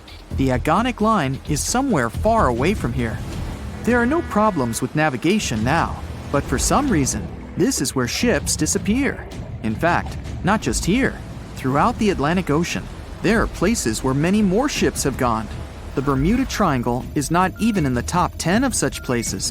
One of the main reasons why many ships are lost here is that one of the most popular shipping routes in the Atlantic passes through the Bermuda Triangle. And the more ships in one place, the more shipwrecks. Simple probability. Other theories say there's a space-time rift in this region. Ships and planes fall into this rift and end up in the past or the future. But for some reason, there's not a single proof of this myth. There's no reason to think that the rift is hidden somewhere here. The base of an extraterrestrial civilization is located in the Bermuda Triangle. Visitors from other galaxies steal sea vessels along with the crew, so no one finds the wreckage of the ships. This is also a popular myth that has no scientific justification. Sunken ships are not found here, as there's one of the deepest trenches in the world. Any sinking ship will sink to a depth of about 19,000 feet. The enormous pressure and distance makes it difficult to find the ships. Also, the Puerto Rico Trench is nearby. In some spots, it's as deep as 27,500 feet. The Kraken lives somewhere in the triangle. It's a huge squid that sinks ships, and is also a legend that sailors tell each other. However, gigantic squids live in the depths of the ocean. They can grow to the size of half a train car, but no cases have been recorded where they have sunk a large vessel. And in the area of the Bermuda Triangle, they've never even been seen. People in the past didn't know about the existence of these creatures, so when they saw them for the first time, they described them as huge, terrible monsters. Giant squids are some of the most elusive creatures on Earth, and scientists had to use sonar equipment to find them. They don't like to leave the dark depths and are likely to be afraid of the sound of any ship. A more realistic hypothesis about the mystery of the Bermuda Triangle is methane. Large deposits of this gas can be found under the seafloor of this region. From there, methane is released into the water. It takes the form of huge bubbles that quickly rise to the surface. Then, the gas makes the water almost boil, creating waves that sink ships. The theory is quite realistic, but numerous studies still haven't confirmed the presence of an increased concentration of methane in the region. Last time this phenomenon occurred was 15,000 years ago. Another credible theory implies the appearance of rogue waves. Imagine a clear, calm sea without wind. Suddenly, you hear a loud hum. In just a few seconds, a huge wave, 100 feet tall, appears from the calm surface and falls on your ship.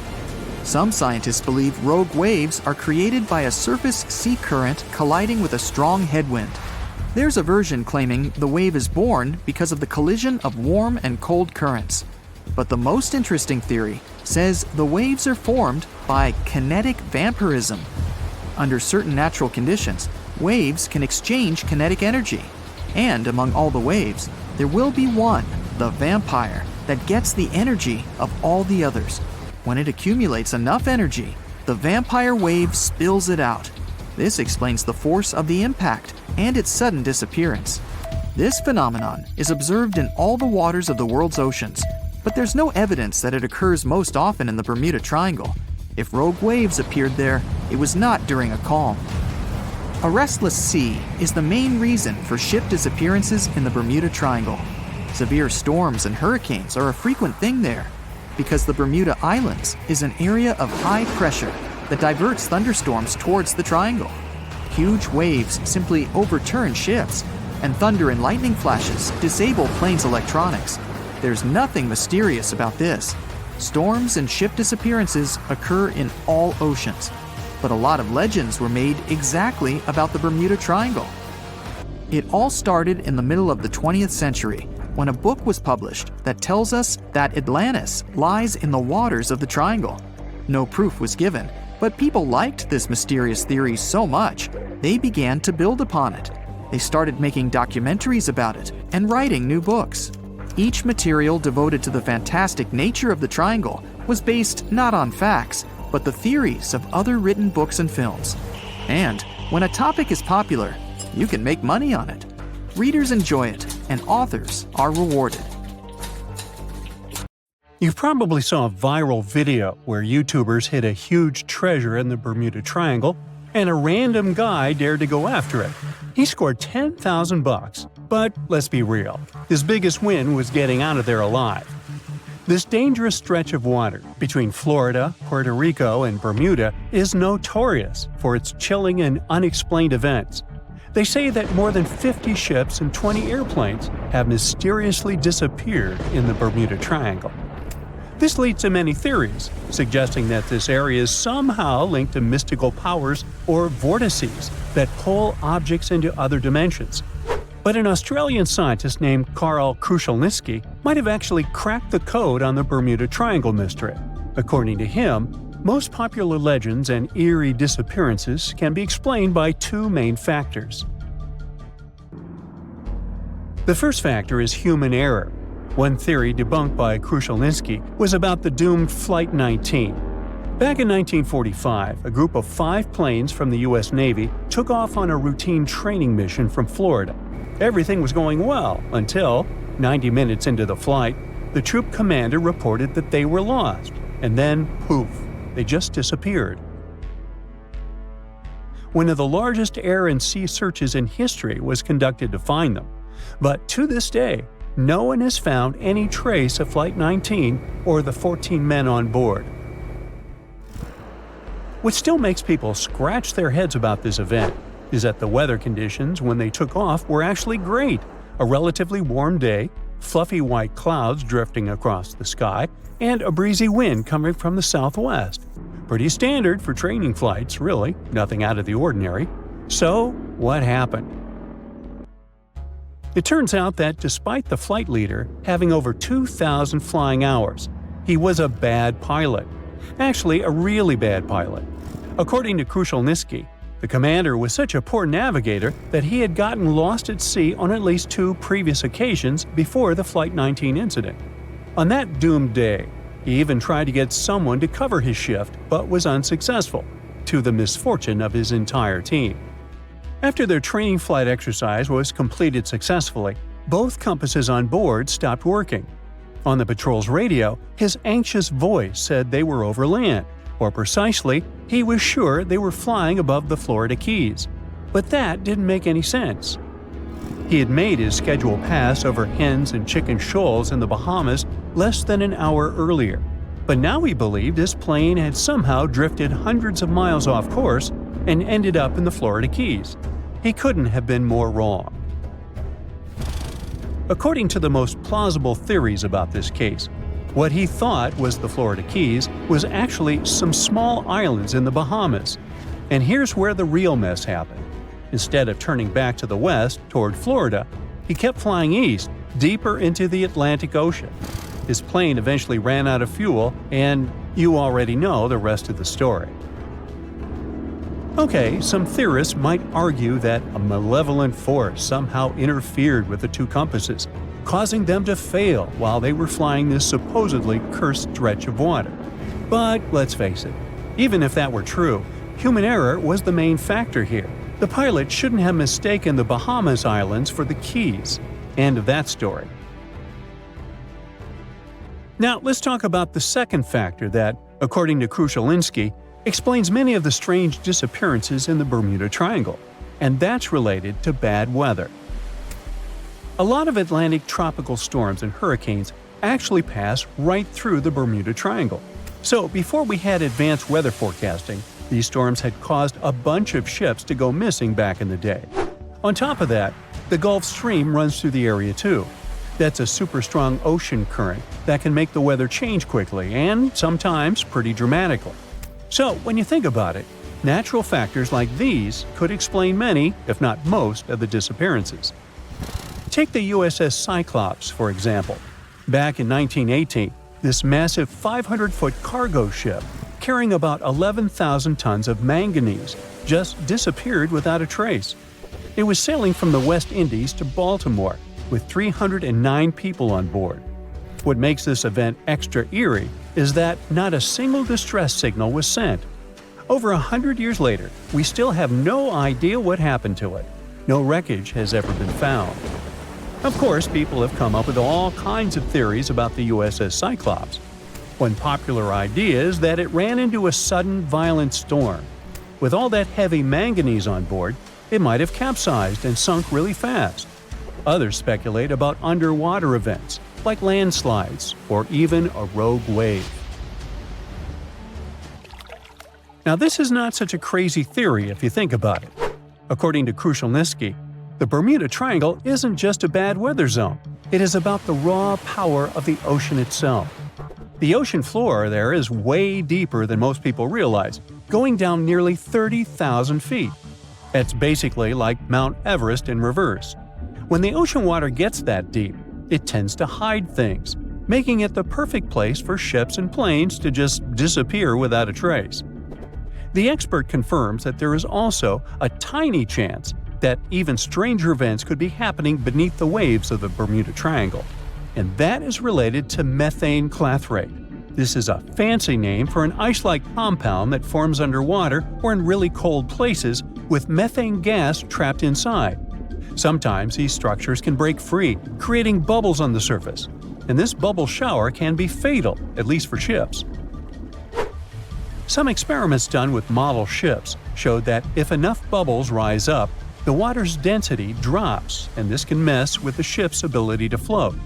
If a large number of bubbles come up and cover a large area quickly, the ship could lose enough buoyancy to sink or tip over. But to be fair, the chances of something like that happening are very remote. So, human error and bad weather. Those are the two factors that likely explain all the mysteries surrounding this so-called malevolent stretch of water. But the truth is, the Bermuda Triangle isn't all that special. Although this region is very popular, there are no official maps that clearly outline its exact boundaries and say, look, here, precisely, is the Bermuda Triangle. And that is part of the problem. Disappearances and unexplained events that happen far from the actual region end up being lumped into the Bermuda Triangle's list of unexplained mysteries, like the Mary Celeste's fate. In 1872, this ship was found completely intact, but with no sign of the captain, his family, or the crew. People thought, okay, creepy fact, ghost ship, so it must be related to the Bermuda Triangle. But one thing doesn't add up. The Mary Celeste was abandoned about 400 miles east of the Azores, so we're talking about a completely different part of the Atlantic. By this time, the triangle has morphed into a trapezoid to cover that huge chunk of the North Atlantic. What I'm trying to say here is that once people start believing in a danger zone, confirmation bias takes over. But the facts are that the Bermuda Triangle sees tons of daily traffic every single day, both by sea and air. And according to experts, the number of incidents that happen there is pretty much the same as anywhere else in the world, percentage-wise. Some years the number is a bit higher, some years lower, but it averages out the same. With that in mind, it seems like it's time for us to finally move on from wild theories involving the Bermuda Triangle.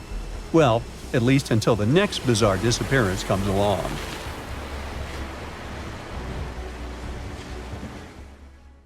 December 4th, 1970.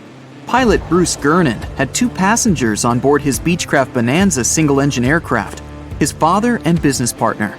They took off from Andros Island in the Bahamas and headed northwest for the Florida coast. Sure, they were in the infamous Bermuda Triangle's airspace, but this was a typical flight Bruce had made dozens of times before. The trip usually took about an hour and a half with no hiccups whatsoever.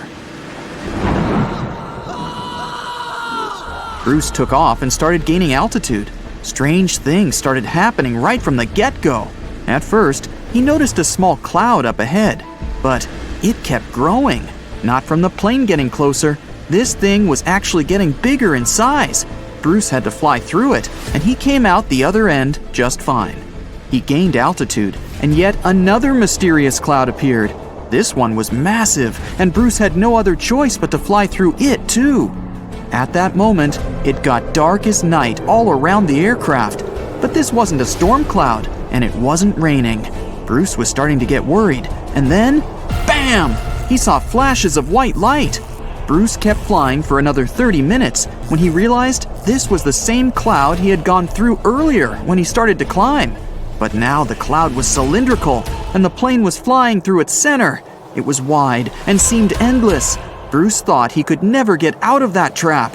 But a minute later, he saw light at the end of the tunnel. But all of a sudden, the walls of the cloud tunnel began to narrow. They were closing in on the plane. The navigational instruments started wigging out. The compass was spinning by itself counterclockwise. The walls kept narrowing, smaller and smaller, wrapping like a vortex. The electrical instruments still going haywire. Bruce was running out of time. He had to get out of this place fast. A grueling 20 seconds later, he burst out of this foggy trap. As Bruce described later, he felt weightless for 5 seconds as his plane left the tunnel. The clouds dispersed, and now the aircraft was in a grayish haze. The men let out a big sigh of relief. He immediately grabbed the radio and contacted ground control to determine his location. But when the dispatcher looked at the green screen, his face became contorted with confusion. Bruce's plane wasn't on the radar. It was as if the thing was invisible. But then the dispatcher said the aircraft was already in Miami airspace. Bruce was utterly shocked. It just couldn't be true. Remember, the whole trip usually took around 90 minutes, but this time, it took just 47 minutes to get to the destination. His plane didn't magically gain some supersonic speed beyond the model's limited max cruising speed. This was physically impossible. The dispatcher must have made a mistake. But when the clouds parted, Bruce saw that he really was over Miami. The plane landed safely, and it was time to try and solve this mystery. Bruce checked the remaining fuel and his watch. After a short calculation, he was only more confused. The plane hadn't gone through the amount of fuel it should have. Archive records show that 84 sunspots were recorded that day, as well as a huge solar wind. This would cause disturbances in the Earth's magnetosphere that could throw off the plane's instruments and radars. But so far, no one has been able to explain how the plane got to Miami so fast. Maybe in the future, the truth will be revealed. In the meantime, it remains another mysterious riddle of the Bermuda Triangle. So, look at this map. This is not the Google Maps you open on your way to work. Here, you can see the world's most mysterious places. From the Bermuda Triangle to the pyramids of Giza. From the islands of Dolls to Easter Island. So, grab your pith helmet and let's go. You're venturing deep into the Sahara. What's that on the horizon? It looks like the remains of a once thriving civilization. Near the city of Tiaret, 150 miles southwest of Algeria's capital, you can find 13 monuments shrouded in mystery. You see underground vaults and other constructions made of stone. They were built between the 4th and 7th centuries CE. Some chambers are interconnected with a labyrinth. Walking through it takes about 2 hours. People who once inhabited this place carved hunting scenes and animal figures on the walls. Researchers believe the place was built as a final resting place for the Berber royalty, but there's no way to prove it, and the abandoned city in the desert remains a mystery. Now, how about the Island of the Dolls? If this name doesn't give you the heebie-jeebies, I don't know what will. While moving down an ancient Aztec canal, you find this mysterious island. Hundreds of abandoned dolls are hanging from trees. There are so many, you lose count. Legends say it was a man who hung them there. He decided that one wasn't enough, so he spent his life hanging dolls on trees. Yeah, that's creepy. Speaking of creepy, in Mexican desert land, there's a spot called the Mapimi Silent Zone. People say no radio or any other kind of signal can be received there. I definitely wouldn't want to get lost there. In the far north of Canada lies inhospitable Lake Anjikuni. It's covered with snow and ice for half of the year. It was once home to the Inuit people. But something terrifying happened to this entire village.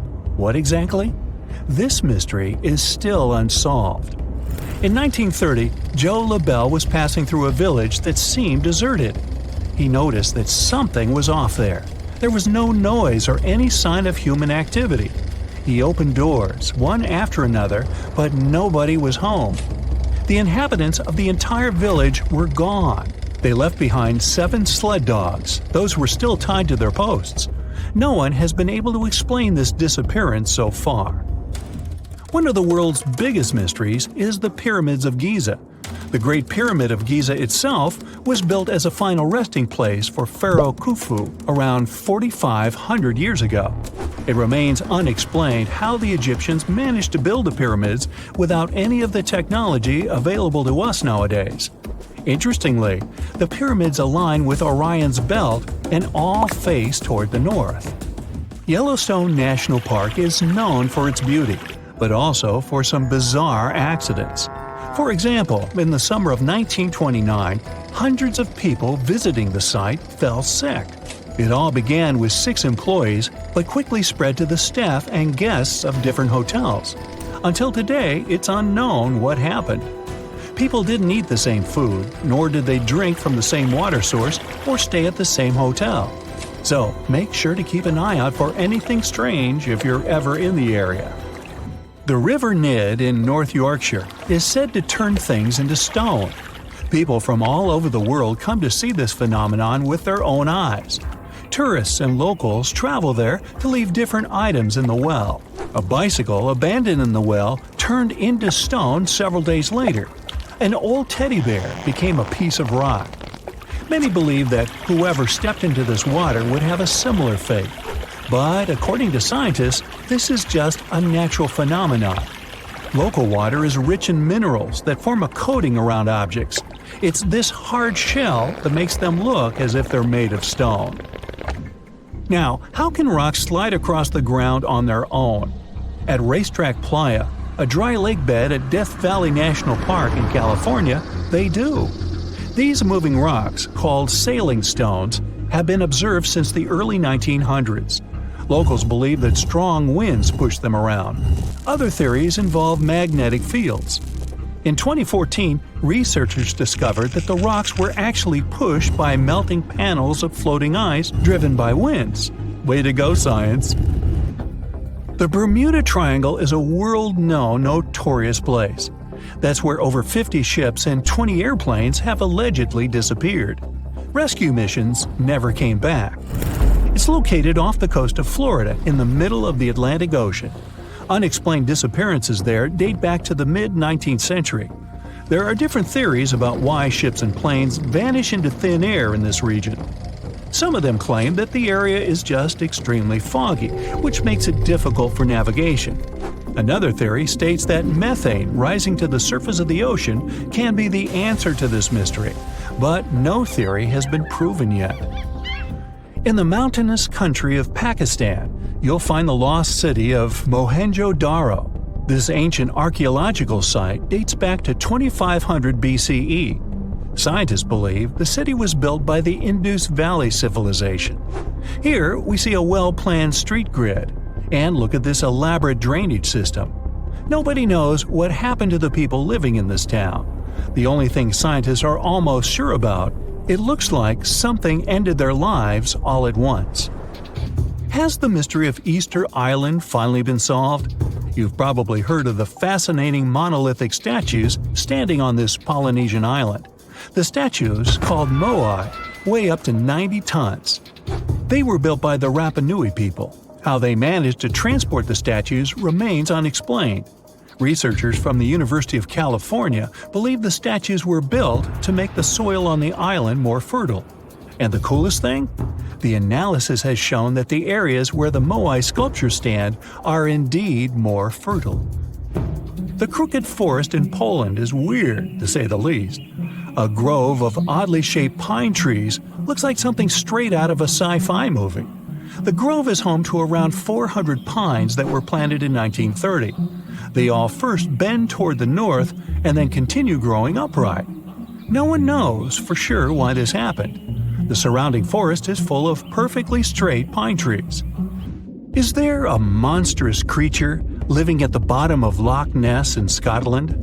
Whether it's a myth or reality, it sure is spooky. The legend of the Loch Ness Monster appeared somewhere around 1933.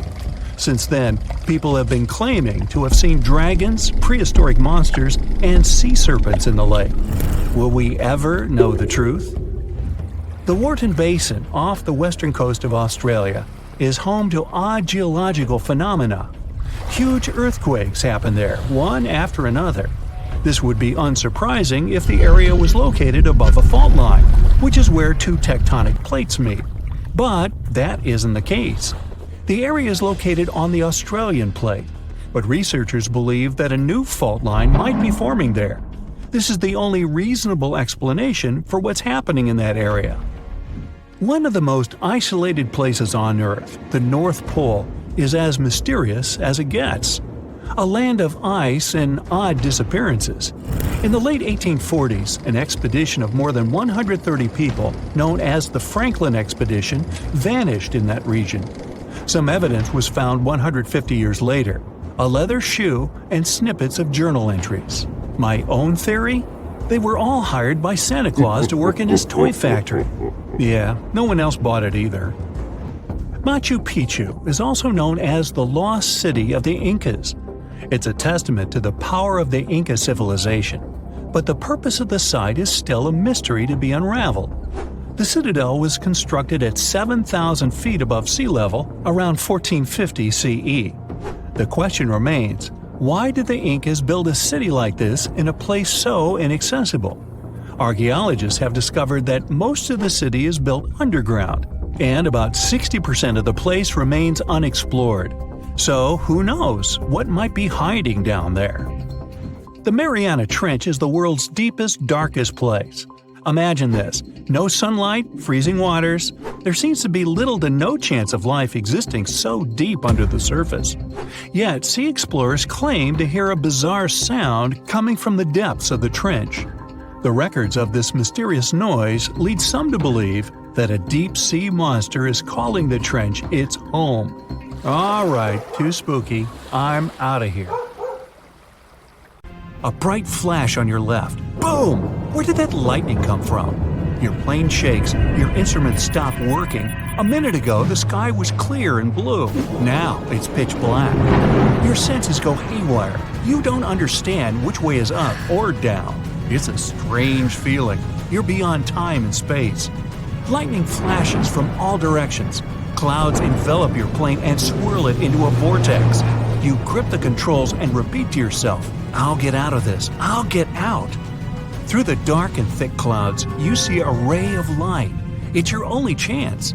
Your plane flies toward the light like a moth to a flame, and whoosh! You break out of the terrible whirlwind.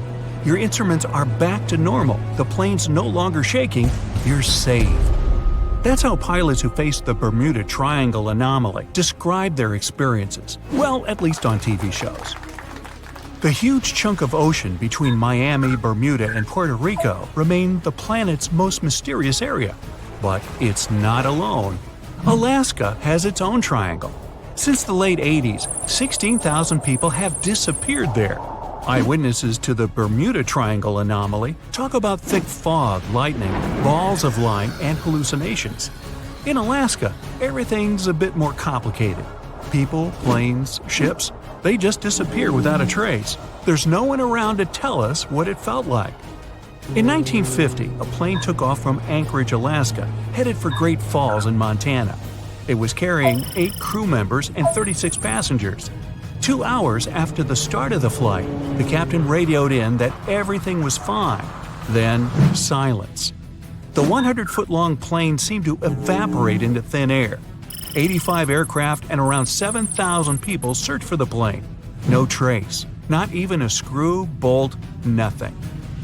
That plane mystery made the Alaskan Triangle famous. If you look on a map, it's a wild and mostly unpopulated zone that passes near Anchorage, Barrow, and Juneau.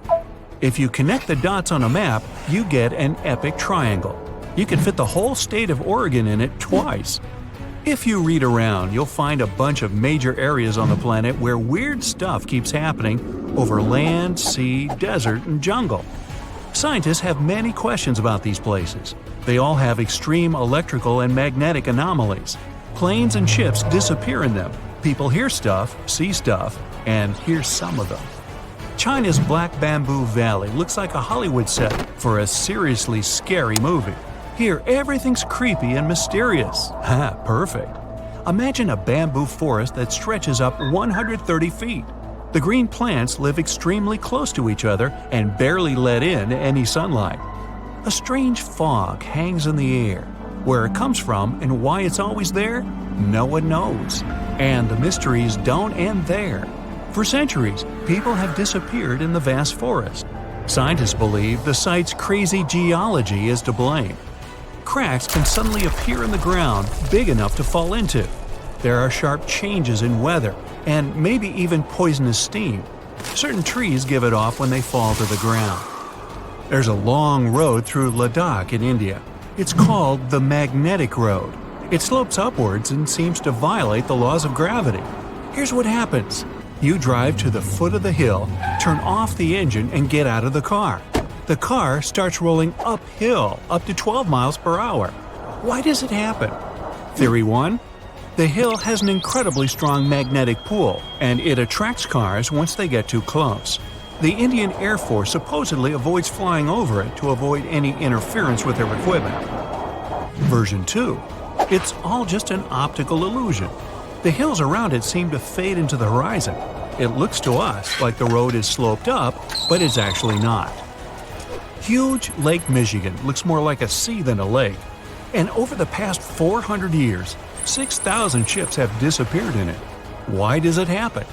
The lake has its own mysterious triangle, and there are actually more unsolved mysteries here than in the famous Bermuda Triangle. In 1950, Flight 2501 disappeared over the lake, en route from New York to Minneapolis. The fate of the 3 crew members and 55 passengers remains unknown. In 2007, an underwater archaeology professor was surveying the bottom of Lake Michigan. He found stones arranged in a circle 40 feet down from the surface. They kind of look like Stonehenge in England, but why were they at the bottom of a lake? Who put them there? Archaeologists found a carved pattern on one of the stones. Its outline resembles a drawing of an animal. Now, that's not unusual, except that this particular animal, which looks like a mammoth, was probably carved around 10,000 years ago. Sleep is very difficult for the Venezuelan locals who live near Lake Maracaibo. Right at the place where the Catatumbo River flows into the lake, there are huge electrical storms that can go up to 10 hours long. 260 days a year. That's over 1 million lightning bolts over the lake every year. Scientists don't know exactly what causes the daily lightning parties. Some people think it's due to the gas methane which comes out of the ground. Other scientists blame uranium deposits in the soil. Nowadays, though, most researchers are sure that the lightning's caused by weather. Cold mountain air smashes against warm sea air. The result? A lot of friction and moisture, the perfect combo for near-nightly natural fireworks. It's super loud and kind of annoying if you live nearby, but the area is really important for the planet. It helps regenerate our vital atmospheric ozone. And the one that started it all? The Bermuda Triangle. Planes, ships, all gone without a trace. The theories are endless. Scientists even think there might be a huge meteor at the bottom of the sea that emits its own magnetic energy. It might have confused the navigation equipment on all those unlucky carriers. And it's been going on for a while. Researchers think that it was causing trouble even way back in Columbus's time. As far as Alaska's concerned, magnetic anomalies are a dime a dozen. Around here, your compass might be off by 5, 30, or even 60 degrees. But equipment malfunction isn't really enough to explain the disappearance of so many aircraft and people in this absolutely massive state. Alaska is wild. High mountains, never-ending forests, snow in the winter, and some serious heat in the summer. There are 3 million lakes, 12,000 rivers, and around 100,000 glaciers. There's only one person per square mile. California has over 250. You could walk for days, weeks, even months without seeing anyone, except maybe a bear or two. And the days and nights can be really confusing this far north. Tourists from all over the world dream of coming to Alaska to see the planet as it was before. No concrete jungle, no endless roads, warehouses, and cornfields. But this isn't just a beautiful place. It's also an incredibly dangerous place. You can get lost in the forest, run out of food, get soaked to the bone, lose your compass or GPS. In the harsh conditions of Alaska, danger's always just around the corner. Most vacationers just aren't prepared for that. 80% of the state's communities aren't connected to the road system. Back in the Wild West, horses carried people, products, and information. In Alaska, it's all about planes. Alaska has 9,000 aircraft and 8,000 pilots, and counting. That's more than 1 out of every 100 Alaskans. Sudden weather changes, frequent and wild rain, snowstorms, and fog. Not a great recipe for a smooth flight. The wings on Alaskan planes can get covered with ice. The fog can hide the snowy mountaintops, and strong gusts of wind can knock a tiny plane way off course. That's what those pilots have to deal with every time they take off. So, that plane that disappeared? Investigators believe that the Douglas C-54 Skymaster disappeared due to bad weather, and any debris was covered with snow or fell into a lake. 5% of Alaska is covered in glaciers, and there are loads of cracks in them, some big enough to fit a person, a few people, or even a whole airplane. The moon shines brightly and illuminates the black water of the ocean. Thick fog descends on it in ominous silence. Then, it's suddenly broken by the creaking of wooden boards, followed by a rippling of the waves. Through the fog, you see the outline of an old large ship. Its hull is rusty, and a strange cold is coming from it. But the most unsettling thing is that there's no one on the deck. The ship sails without a crew. No, this isn't a mythical Flying Dutchman, but a very real ghost ship. September 2nd, 2019. The British Royal Navy's ice patrol ship, called the HMS Protector, sails through the calm waters of the Atlantic Ocean. The time is 11 p.m. Some of the ship's crew are on deck, while others are sleeping in their cabins. The captain steers the ship and looks straight at the horizon. The sky is lit up by an orange twilight, and clouds float in the distance. Suddenly, against this beautiful landscape, one of the sailors notices the black silhouette of an unknown ship. The captain slows down and steers the ship a little closer to the mysterious vessel. This is an old cargo ship, 250 feet long. Attempts to contact the crew members lead to nothing. It seems the unknown boat is floating in the ocean by itself. There's no one on board, at least, no one alive. The deck of the ship creaks from rocking on the waves. The sun sinks below the horizon, and it gets dark. The ship looks terrifying. British sailors don't dare to climb on that strange deck. They take a photo, post it on the internet, and sail away. Many people on the internet will assume the sailors met a real ghost ship. 5 months later, we're in the village of Ballycotton in County Cork, Ireland. A local leaves the house early in the morning to go for a daily run. Music in his headphones, fresh cool air, and a scenic route are ideal conditions for a good workout. The jogger runs along the road on the coast of the Celtic Sea. There was a strong storm last night, and now the sea looks calm. The man runs along the top of a low cliff and notices a huge vessel. An old rusty cargo ship 250 feet long lies on the beach, right among the rocks. No people on board. It seems the ship has been here for ages, but the local is sure this vessel wasn't here yesterday.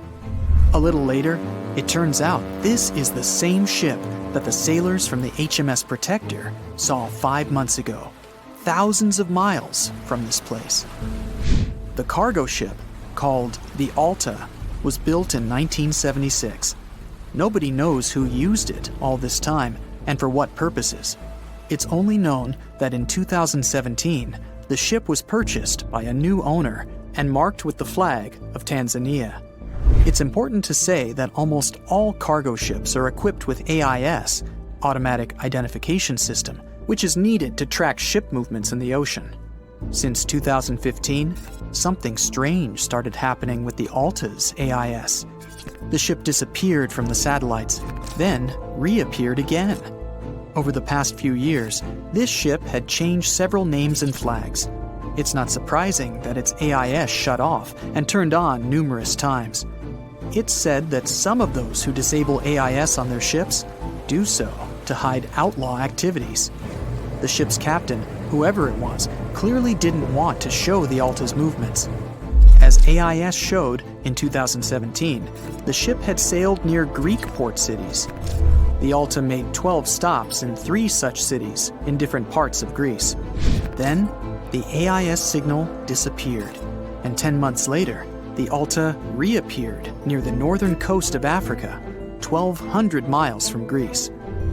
In September of 2018, the ship was sailing about 1,400 miles southeast of Bermuda, and at that time, the crew members started having problems.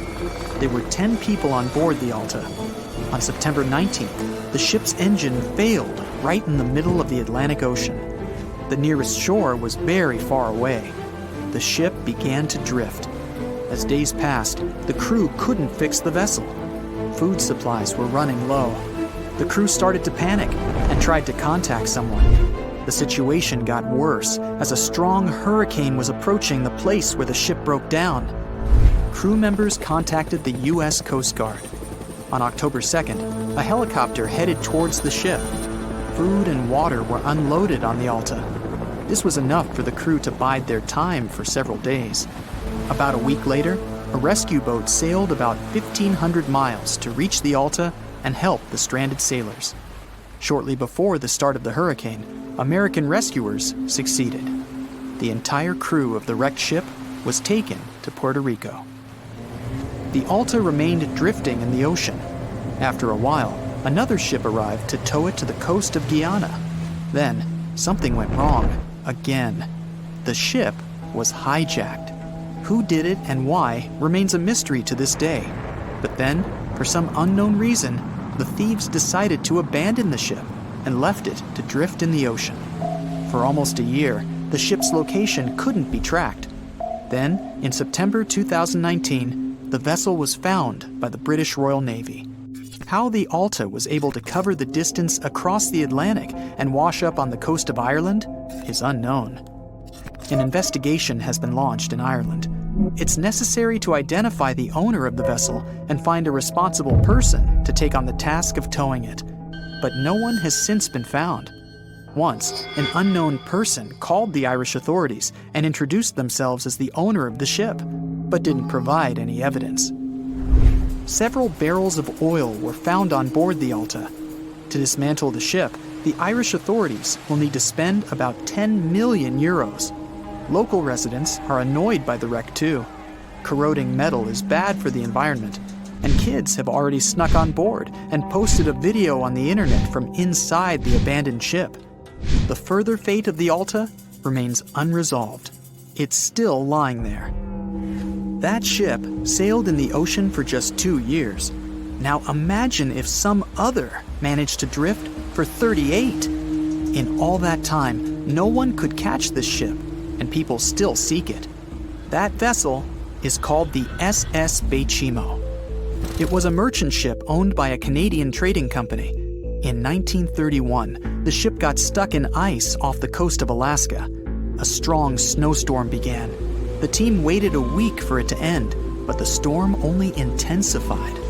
One day, the weather improved a bit, and part of the team was evacuated to the nearest city. Another part of the crew, with the captain, set up camp near the ship. The storm started again and didn't stop for a long time. The blizzard was so heavy that the ship's captain couldn't see beyond his arm's reach. Finally, when the storm was over, the captain saw that the ship simply vanished. He decided the Beichimo sank during the storm. A week later, the ship was found, drifting near the place where it was lost. The hull of the ship was damaged so badly that it was unsafe to sail on it. The captain decided to abandon the ship. However, it didn't sink. For the next 38 years, it was drifting at various points along the Alaskan coast. Several times, people climbed on the ship, including native Alaskan residents and a group of researchers.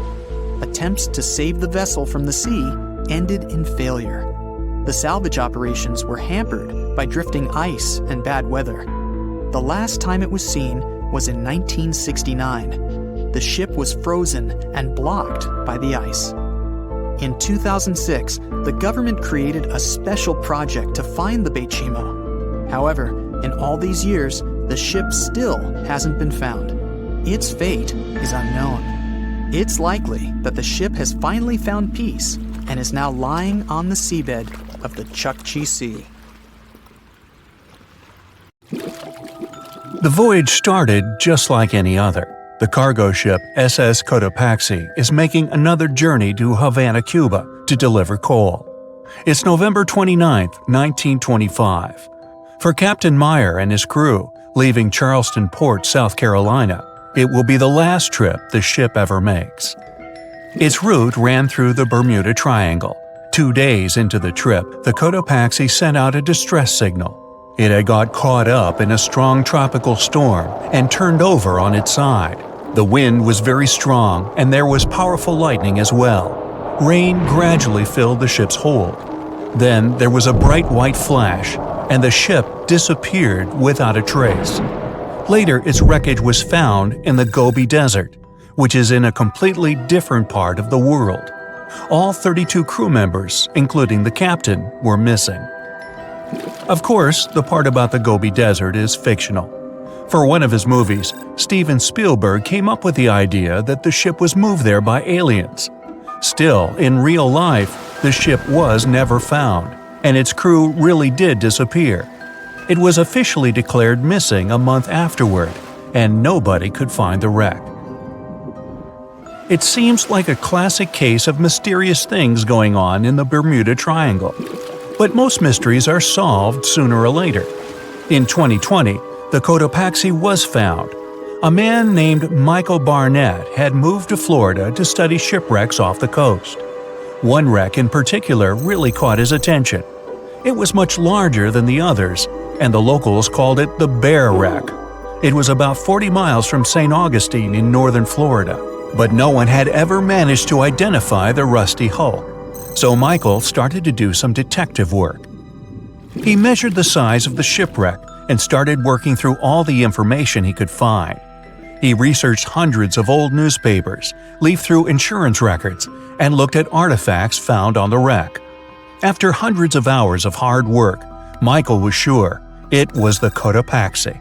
But a few years before, there had been a rumor that the same ship had been found off the coast of Cuba. The Coast Guard found the wreck of a cargo ship about the same size that looked a lot like the one lost in 1925. Michael was sure they were wrong, So he teamed up with some science journalists and kept investigating. Soon they discovered something that seemed to confirm Michael's belief. Divers found brass valves with the letters SV on them in the wreckage of the ship. Michael suggested these initials referred to Scott Valve Manufacturing Company. The headquarters of this company was in Michigan, not far from where the Cotopaxi had been built. The company had probably supplied parts for the Cotopaxi. So the puzzle seemed to be solved. The Bear Wreck was really the missing cargo ship. But Michael still needed to work out why the ship had sunk. Did something mysterious really happen to the Cotopaxi in the Bermuda Triangle? Later, Michael found the testimony of the ship's carpenter among some old papers. The carpenter claimed that the hatches covering the coal on the ship had been in a terrible condition before it sank. Repair work on the covers wasn't finished before the crew got the order to sail to Cuba. So if the hatch covers were still broken during the trip, water could have easily gotten on board. This water probably flooded the hold during the tropical storm. This was the real reason why the Cotopaxi went down. There was really nothing mysterious about it. It was just a mistake made by ordinary people. But this is just one example out of dozens, or even hundreds, where ships and planes have gone missing in the Bermuda Triangle. We still can't explain some of these incidents. It seems like there really is something weird going on there. One of these strange events happened in 1948.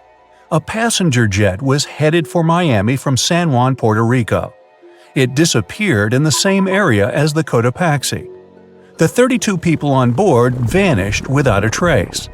The weather was clear throughout the flight, but experts think that when the plane was about 50 miles from the coast, it could have been hit by a strong wind that knocked it off course. Years later, a similar plane was found in the area of the Bermuda Triangle, but because no one could work out the registration, it was impossible to say for sure if it was the same one. Something even stranger occurred not long before, in 1945. 5 planes went missing all at the same time. Some trainee pilots were practicing their navigation skills, but when they'd finished, it seems they couldn't find their way back home and disappeared. Many people assumed they just ran out of fuel. This seems likely, but still, the circumstances were really strange. The trainees were being supervised by an experienced pilot who had 2,500 hours of flight time. He would never have let a group of newbie pilots get that far away from their base. Even now, people still debate what could have happened.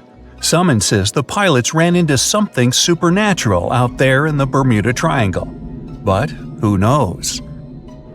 And here's another freaky thing that happened there which no expert has been able to explain: time travel.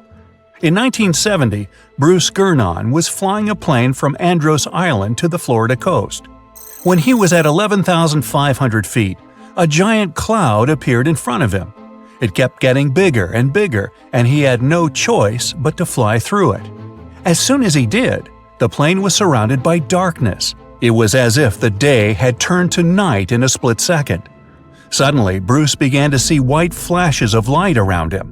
They were so bright that they lit up the entire sky.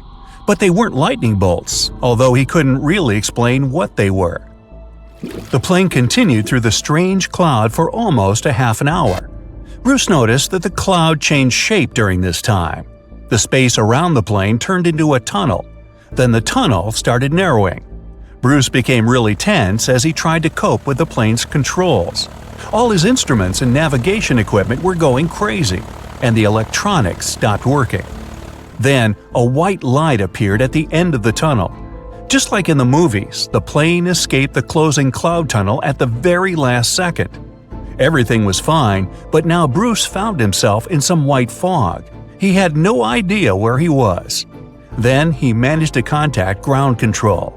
He was shocked when he learned that his plane was already in the airspace above Miami. It seemed that something impossible had happened. Bruce was meant to cover a distance of about 250 miles during the flight. This usually took 1.5 hours, but he had managed it in just 47 minutes, almost 2 times faster than normal. When Bruce landed, he went to check the amount of fuel left in the tank. It turned out he'd used up a lot less than the normal amount of fuel as well. Could there be a logical explanation for the time-traveling plane?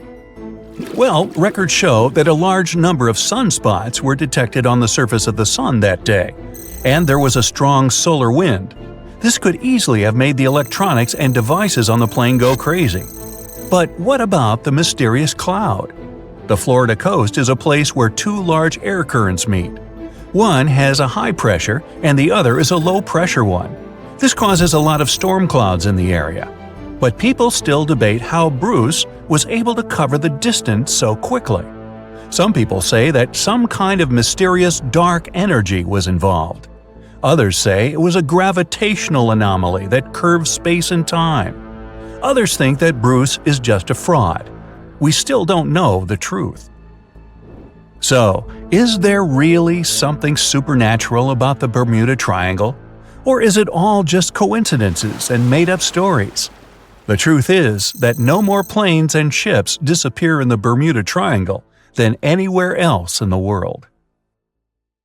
The notorious Bermuda Triangle in the North Atlantic Ocean makes people, ships, and airplanes vanish into thin air. Some experts blame bad weather conditions. Others are sure the reason is heavy traffic in the area and human error.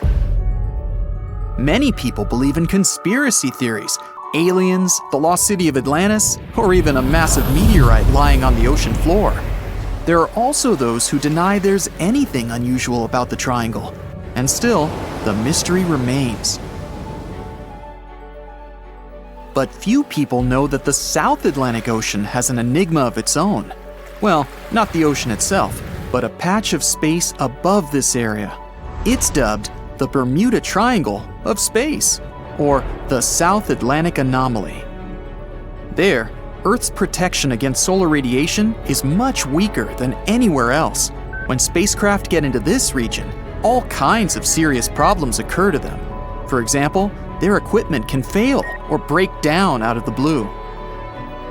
When NASA was launching its $2.5 billion Perseverance rover in July 2020, the space agency planners had to do their best to avoid the Space Bermuda Triangle. Otherwise, it could have easily wreaked havoc on the spacecraft headed for Mars. This bizarre region stretches from Zimbabwe to Chile. The anomaly itself seems to be connected with one of the two Van Allen radiation belts. These belts are zones of intense radiation that comes from the solar wind. Charged particles get caught by our planet's magnetic field. They form two rings that surround Earth, stretching from 400 to 36,000 miles above the surface. The inner Van Allen belt is made up of mostly protons, while the outer is mainly electrons. By trapping the particles, the two belts protect you and our planet from getting harmed by solar radiation. The South Atlantic Anomaly lies in the region where the inner Van Allen belt comes very close to the planet's surface. In this place, Earth's magnetic field is especially weak. Nothing prevents cosmic rays from reaching as far as a mere 120 miles above the surface. The more solar radiation, the more high-energy particles gather over the South Atlantic Ocean. The problem is that this radiation hotspot sits so low that many satellites have to travel through it while following their orbits. There, they get bombarded by protons at a speed of 18,000 hits per square inch per second. No wonder it affects all the electronic systems on board the spacecraft. For example, the Hubble telescope passes through the Space Bermuda Triangle more than 10 times a day, and it can't collect information when it's in that region. If the equipment isn't put into safe mode, all spacecraft systems can fail. Plus, the more complicated electronics become, the more problems occur in the area of the South Atlantic Anomaly, and the more costly the damage is. The SpaceX CRS-1 Dragon spacecraft almost went out of control in October 2012. Attached to the International Space Station, it had serious problems while passing through the magnetic anomaly. Luckily, those issues were short-lived. In March 2016, the Japan Aerospace Exploration Agency lost contact with its satellite Hitomi. It was launched about a month before to study processes happening in the universe. Later, it was found out that the spacecraft had broken into pieces and crashed down to Earth. One of the motion sensors reported that the satellite was rotating, but in reality, it was stable. When the control system tried to prevent the unwanted and non-existent spin, the spacecraft fell to pieces. This accident cost almost $280 million and 3 years of preparation. But returning to the Earth's magnetic field, why is it weaker above the South Atlantic Ocean? Rather than being a perfect sphere, our planet bulges in the middle. If you measured Earth's diameter at the equator, it would be 27 miles wider than the pole-to-pole one. In the areas where there's a dip, charged particles from space can get closer to our planet's surface. The magnetic field is created when liquid metals flow in our planet's outer core. This generates electric currents and also gives Earth its south and north poles. But these poles aren't constant because our planet's magnetic field is constantly shifting. Sometimes it's getting weaker, and at other times, it's growing stronger. Right now, the Earth's magnetic field is weakening. This process started more than 1,000 years ago. Scientists don't deny that one day, Earth's magnetic poles might flip. Then, the North Pole will become the South, and vice versa. Such a phenomenon has been happening all the way throughout the history of our planet. The last time, it occurred around 780,000 years ago. Experts are still unsure if such a flip is going to happen this time. After all, it's not an instant change. This long process can even reverse all of a sudden. Something like that happened 40,000 years ago. At that time, Earth was really close to renaming its north magnetic pole to the south. But that brisk event turned out to be not a full reversal. While scientists were trying to figure out how long the South Atlantic anomaly had been around, they made a curious geological discovery. It showed what our planet's magnetic field looked like several thousand years ago. The Bantu people were a tribe of ancient Africans who lived about 1,000 years ago in the region of the Limpopo River Valley. Nowadays, this area is inside the South Atlantic anomaly. Bantu people had an odd ritual. During droughts, they burned their own clay huts. They hoped such a sacrifice would make it rain. But when clay burned at high temperatures, the magnetic minerals in it aligned with Earth's magnetic field. That's why when the substance cooled down, the minerals showed the planet's magnetic field pattern. It helped the scientists learn that the process of the weakening of the magnetosphere started long ago. The clay patterns even specified certain periods of time when the process was especially active: 400 to 450 CE, 700 to 750 CE, and 1225 to 1550 CE. Even better, the researchers likely found the answer to the mystery of the space Bermuda Triangle. They noticed there was something unusual about the boundary lying between our planet's silicate mantle and its liquid iron-nickel outer core.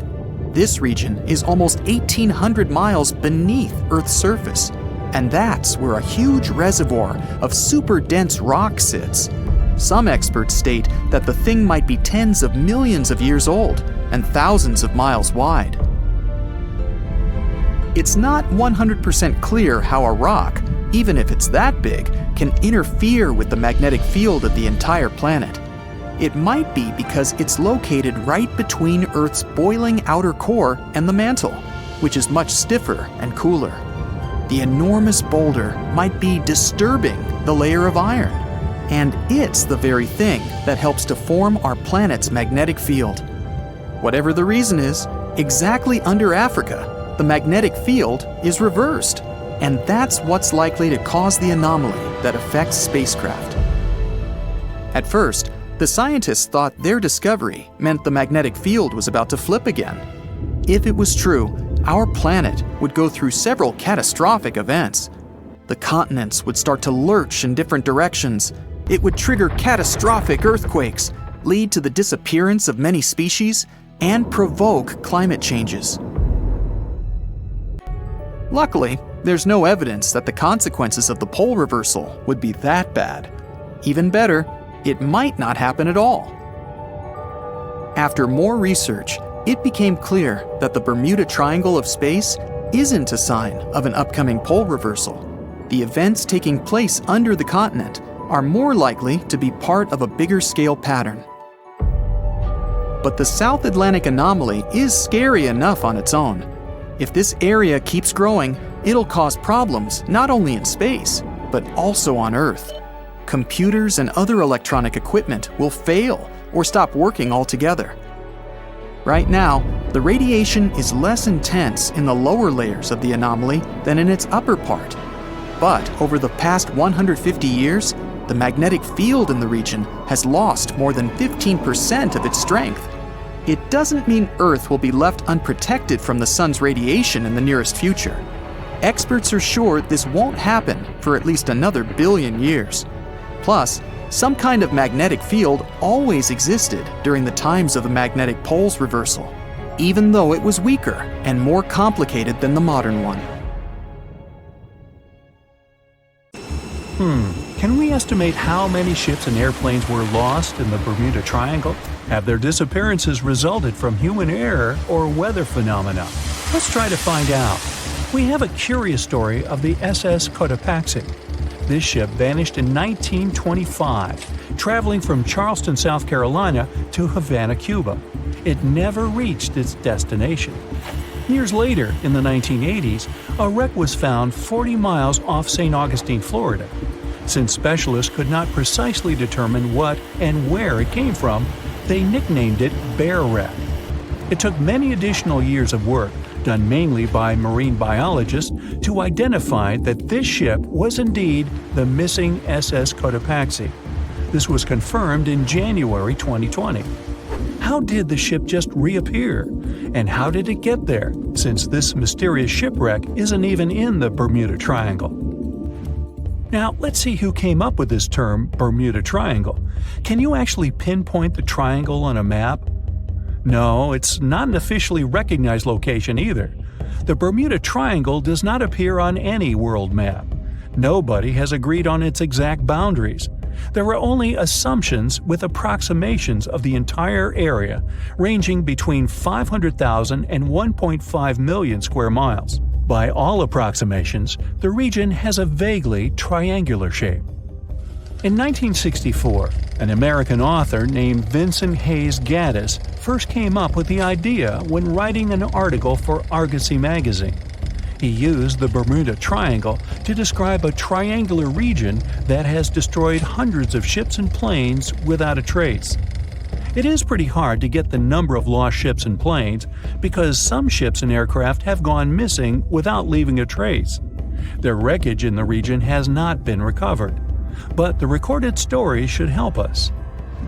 Legends about the Bermuda Triangle date back to the 15th century, like that of the Italian explorer Christopher Columbus. When sailing through the Atlantic waters, he passed by this location in the late 1400s. In what we now know as the Bermuda Triangle, he saw a huge flame that seemed to just crash into the ocean. Later, he saw an unusual light flashing in the distance at the exact location. Like many other sailors since then, his compass had severe malfunctions. Flight 19, a Navy plane on a routine schedule back in 1945, also started the Bermuda Triangle legend. It was commanded by Lieutenant Charles Taylor, and it's recorded that he just got lost in the triangle for no reason. Since pilots had no GPS back then, they had to trust their compasses and keep track of how long they'd been flying in a specific direction and their speed. Shortly after completing the task, both of the compasses on board stopped working correctly. Records found after the plane's disappearance also indicate that Taylor didn't have a watch on that particular day. The initial report stated that pilot error was to blame for this unfortunate event. However, because people weren't satisfied with this outcome, it was changed to causes or reasons unknown after several reviews. One surviving pilot named Bruce Guerin suggested he went through an electronic fog while passing above the triangle, making him travel through time. In 1970, when this incident happened, he was flying his aircraft when it was surrounded by two huge clouds that formed a whirlpool and spiraled. Like many others before him, he noticed that his navigation devices were malfunctioning. When he eventually made it out of those clouds, he discovered that his flight had only taken 35 minutes. It should have taken 75 in total. Since he had no other reasonable explanation for what he went through, he believed he must have been pushed forward in time. It's not only strange-looking clouds that have been seen above the Bermuda Triangle. In 2014, a pilot recalled almost colliding with a flying object that he could not identify whatsoever. Some of these strange encounters were even caught on tape. It's the case of an early 2015 flight whose passengers noticed a curious object just floating over the ocean. The pilots have yet to figure out what they actually saw back there. Okay, not all of the possible explanations have been this unusual. Oceanographers, for example, have also tried to explain why ships disappear around here. So they recently came back to one of their old theories: rogue waves. These are immense walls of water that just pop up suddenly. If multiple such waves rise simultaneously, they overlap like a wave sandwich. If one single wave can reach over 30 feet tall and happen simultaneously, it can create a rogue wave that can surpass 100 feet high. These types of waves can quickly overtake even the biggest of ships. Meteorologists came up with their own explanation too: hexagonal clouds. These unusual types of clouds can generate winds of up to 170 miles per hour. And they're pretty significant too, some reaching 20 to 55 miles across. As such, waves inside these wind giants can go as high as 45 feet. The Earth's own magnetic force might also have something to do with it. Within the Bermuda Triangle, compasses point to true north, the geographic North Pole, rather than magnetic north, the shifting magnetic North Pole. Some have even explained that since these two perfectly overlap in the Bermuda Triangle, it can cause a magnetic phenomenon that could make navigational devices malfunction. It's called the agonic line. The problem is that scientists have discovered that this line moves each year. It might have passed through the Bermuda Triangle at one point, but it's now through the Gulf of Mexico. Other strange natural phenomenon found along the coast of Norway could help explain why the Bermuda Triangle has claimed so many ships. There are some deep craters there, measuring up to half a mile wide and are 150 feet deep. Scientists believe they were created by methane gas bubbles. This gas seems to be leaking from deposits hidden deep in the seabed. Once the gas reaches a certain quantity, it bursts to the surface and causes eruptions. So, do pilots and ship captains actually avoid this area today? Could this explain why there are fewer ships that get lost there nowadays? But if you've ever flown from Miami to San Juan, Puerto Rico, you probably know that's not true. As for ships, if people would avoid the Bermuda Triangle, nearly all Caribbean vacations would be spoiled. To this day, there are a lot of flights that go over the Bermuda Triangle, so it's clear nobody is avoiding it. This place is one of the most heavily traveled shipping lanes in the world. Nowadays, the Bermuda Triangle has heavy daily traffic, both by sea and air. But the Bermuda Triangle is indeed subject to tropical storms and hurricanes that happen very often. Let's also keep in mind that the Gulf Stream, a strong ocean current that causes sharp changes in local weather, passes through the Bermuda Triangle. Besides, the deepest point in the Atlantic Ocean, the Milwaukee Depth, is also located in the Bermuda Triangle. The Puerto Rico Trench reaches almost 27,500 feet at the Milwaukee Depth. So, if you think about it, the whole mystery is a perfect combination of human error, bad weather, and a lot of ship traffic. This was confirmed by data provided by the U.S. Coast Guard. If you look at percentages, the number of ships or planes that go missing in the Bermuda Triangle isn't different from anywhere else. Disappearances do not happen more often than in any comparable region of the Atlantic Ocean. Official statistics say around 50 ships and 20 airplanes have vanished while traveling through this region. So that's another reason why the total number is so hard to pinpoint. Nobody could describe its rescue in official records if a boat was reported missing. There are also some events that, it turns out, didn't happen at all, adding to those false reports, like that of a plane crash back in 1937 off Daytona Beach, Florida, that local papers surprisingly revealed nothing about. The Bermuda Triangle is one of the most heavily traveled shipping routes in the world. Some skeptics believe that this fact solves the Bermuda Triangle mystery. Statistically, the busier the area, the higher the frequency of accidents and disappearances. While this makes sense, it's not the frequency of disappearances that's responsible for the mystery of the Bermuda Triangle. It's the lack of explanation or wreckage found. On his very first voyage to the New World in 1492, Christopher Columbus sailed through the Bermuda Triangle. Columbus reported that one night, when he was on the deck of the ship, he noticed a giant light appear in the distance, unlike anything he'd ever seen before. Columbus looked at his compass for direction, and it gave off erratic readings. You might have noticed that the Bermuda Triangle doesn't appear on any world map. This is because official institutions refuse to acknowledge that the area actually exists. No one exactly knows how many ships and planes have disappeared in the Bermuda Triangle. The rough estimate is 50 ships and 20 planes. Most of the time, the disappearances had no explanation and no wreckage has ever been left behind. When the TBF Avenger planes went missing, a massive search operation was conducted. Boats and planes searched the Bermuda Triangle for any signs of the aircraft.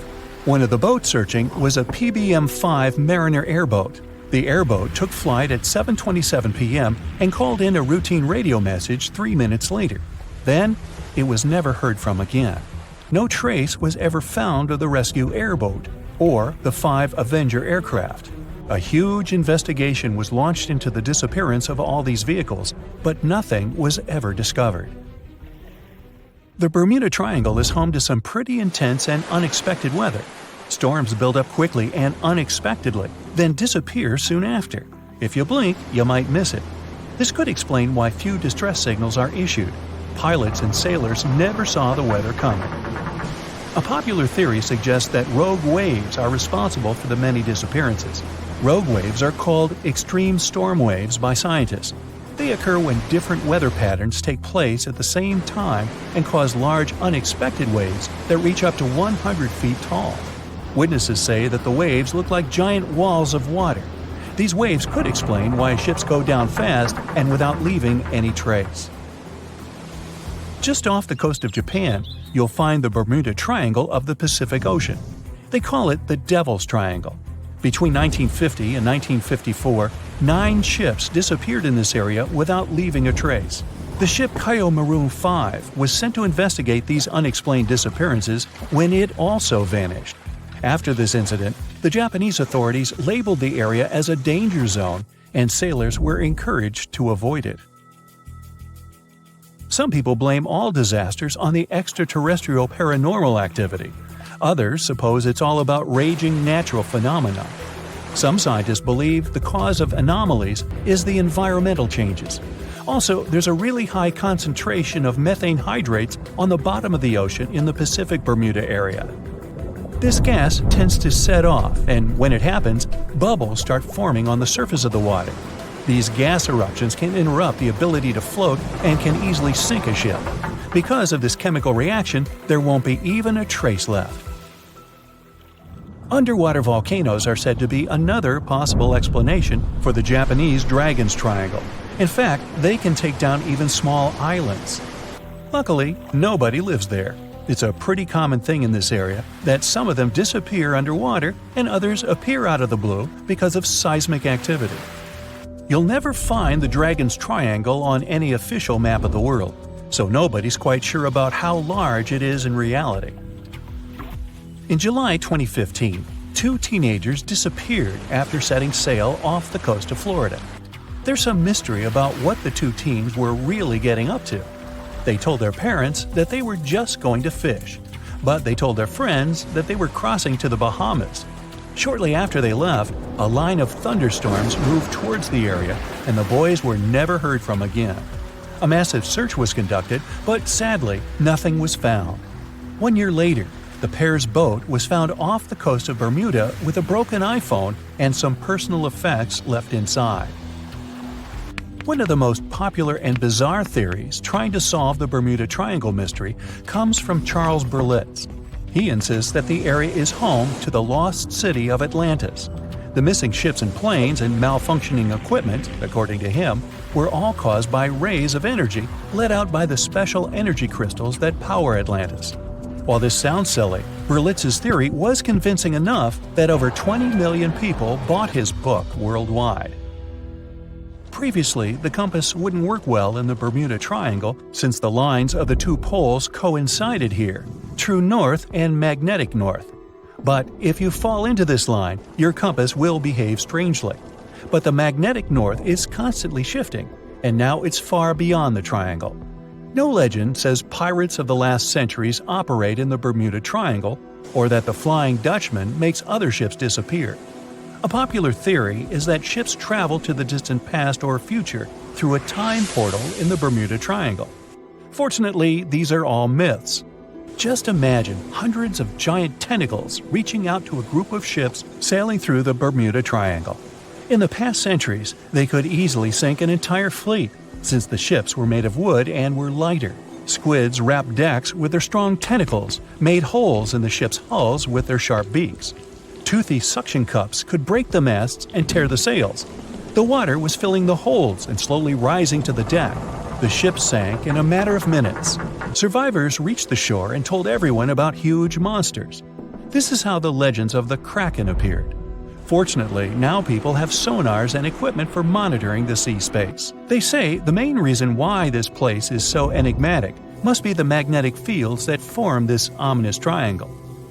Ocean floor is made of rocks containing a lot of magnetite. It's more like iron. Magnetic fields react to the high concentration of magnetite on the ocean floor, which may start a sort of conflict between the two. It can often lead to various weather anomalies and, as a result, navigation issues. And naturally, any changes in the ocean floor or the Earth's magnetic fields influence the Bermuda Triangle a lot. Magnetic fields tend to shift their position, so do tectonic plates and even the continents, even though we never notice it. The skies are usually very clear there, but back in 1883, some people witnessed abnormal things in the area. Some claim to have seen large blocks of ice falling from the skies, and the crew even managed to save one as hard proof. Seems like the Bermuda Triangle has an alternate not only on Earth, but even in space. Spacecraft usually don't disappear into thin air though, like there's no air. This anomalous area is really large and stretches right above the South Atlantic. It occupies the area from Chile to Zimbabwe and sits right at the point where Van Allen radiation belts are the closest to the surface of our planet. The Earth has two such belts, which come in handy trapping the particles that shoot in from the sun. They do a great job protecting the Earth from radiation. The magnetic field there is lower, so it allows the Earth's radiation belt to come closer to the surface. Whenever a satellite passes by, it will be exposed to radiation, which might lead to serious damage. So, no satellite can take pictures of it. The South Atlantic anomaly is part of the Earth where natural radiation just flows out of control. Still, there is little evidence that all these triangles are really dangerous. Many believe the Bermuda Triangle itself has been proven time and again to be nothing but a work of fiction. In fact, some shipwrecks, such as the Ellen Austin, gained popularity in the middle of the 20th century, while nobody even thought of drawing a triangle in the Bermuda area before that. The mystery was popularized by science fiction writers and became a common myth, while no serious research proved it any more dangerous than other parts of the world's ocean. So, the crew of the Ellen Austin back in 1881 weren't even aware of the Bermuda Triangle back then, let alone afraid of it. What do you think?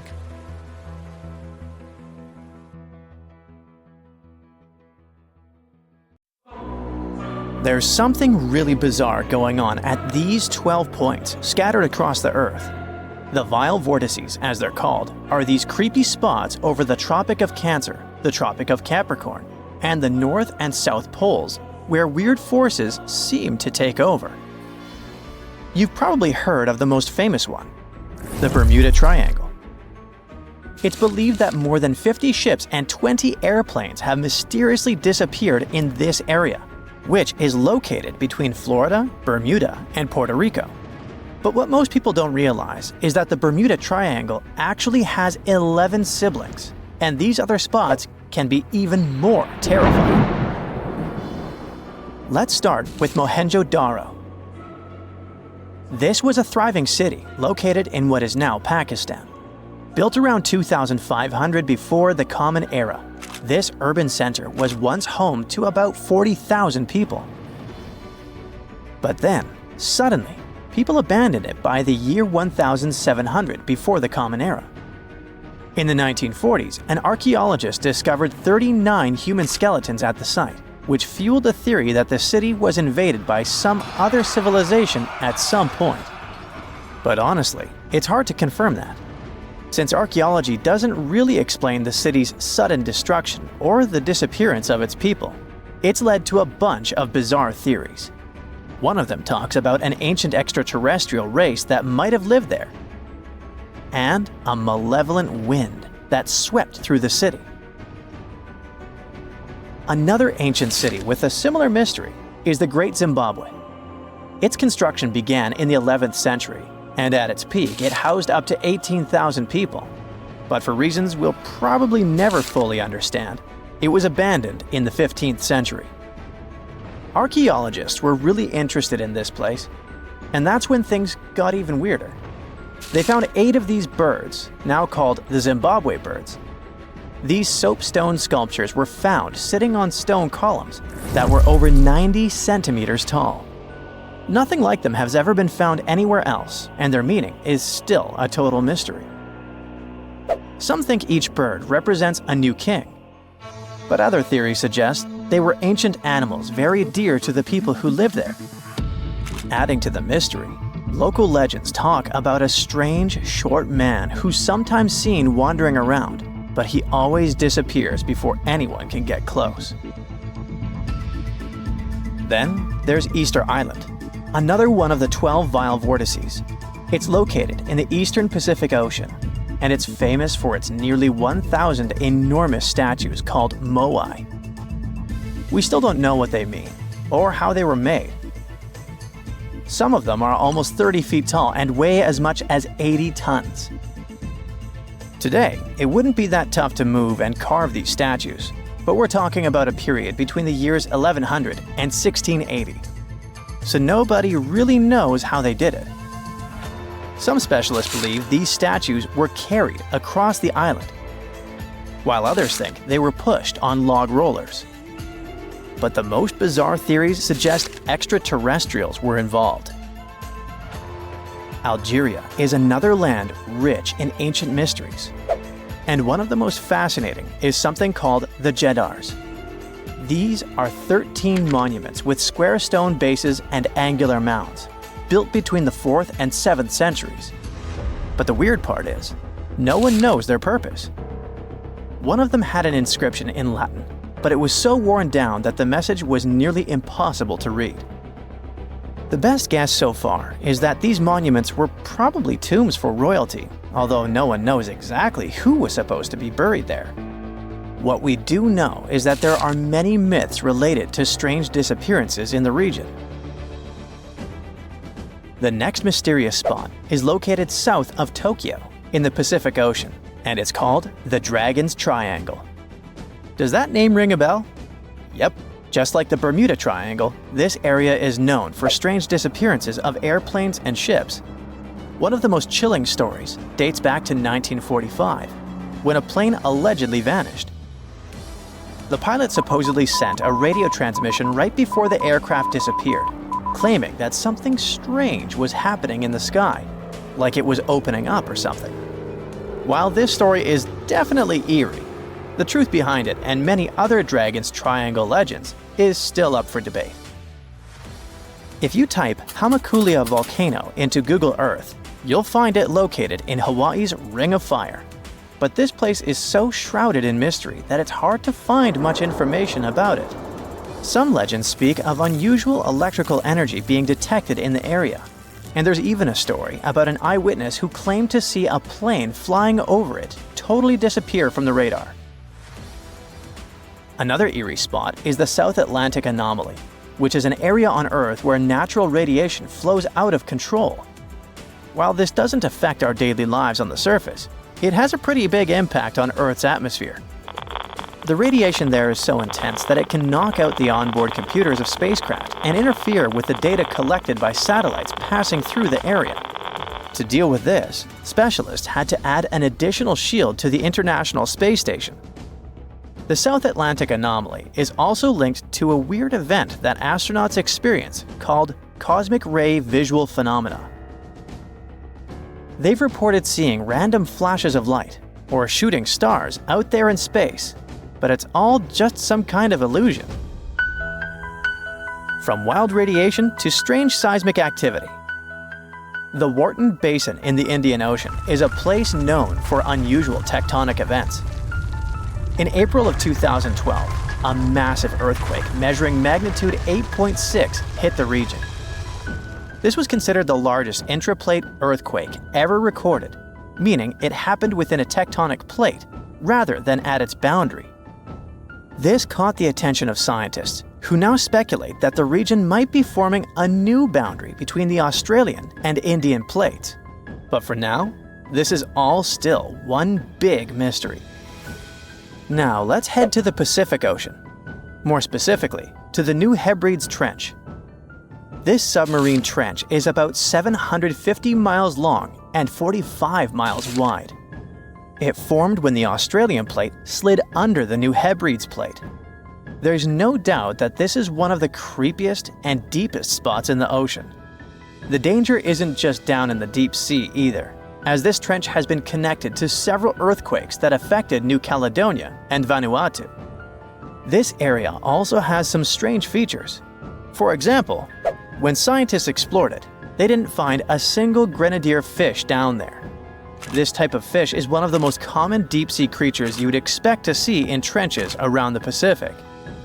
So why aren't they around the New Hebrides Trench? Maybe they know something we don't. The two remaining vile vortices are the North and South Poles. These two are on the opposite ends of the planet, but they share one thing in common: strange disappearances. One of the most famous stories from the North Pole happened in 1897. 3 brave explorers set out on a journey to reach the North Pole using a hot air balloon. But they never completed their mission. Their mysterious disappearance remains one of the most intriguing, unsolved mysteries in the history of Arctic exploration. The South Pole is also known for similar mysteries. It's believed that hundreds of people may be buried beneath the snow and ice of the coldest continent on Earth. Even with all the advancements in technology and knowledge, the South Pole can still be extremely dangerous for anyone who ventures there. The temperatures can drop to almost minus 130 degrees Fahrenheit, and the winds can get up to 200 miles per hour. And that's definitely enough reason to stay away. Now that you're familiar with the 12 vile vortices, let me tell you something even stranger. If you look at a map, you'll see that these places are arranged in a way that looks pretty similar across the globe. Here's the weird part. If you connect these spots where unexplained events have occurred, you actually form the geometric shape of an icosahedron. This could be just a huge coincidence, but the fact that these mystery spots align with this shape makes them even more intriguing.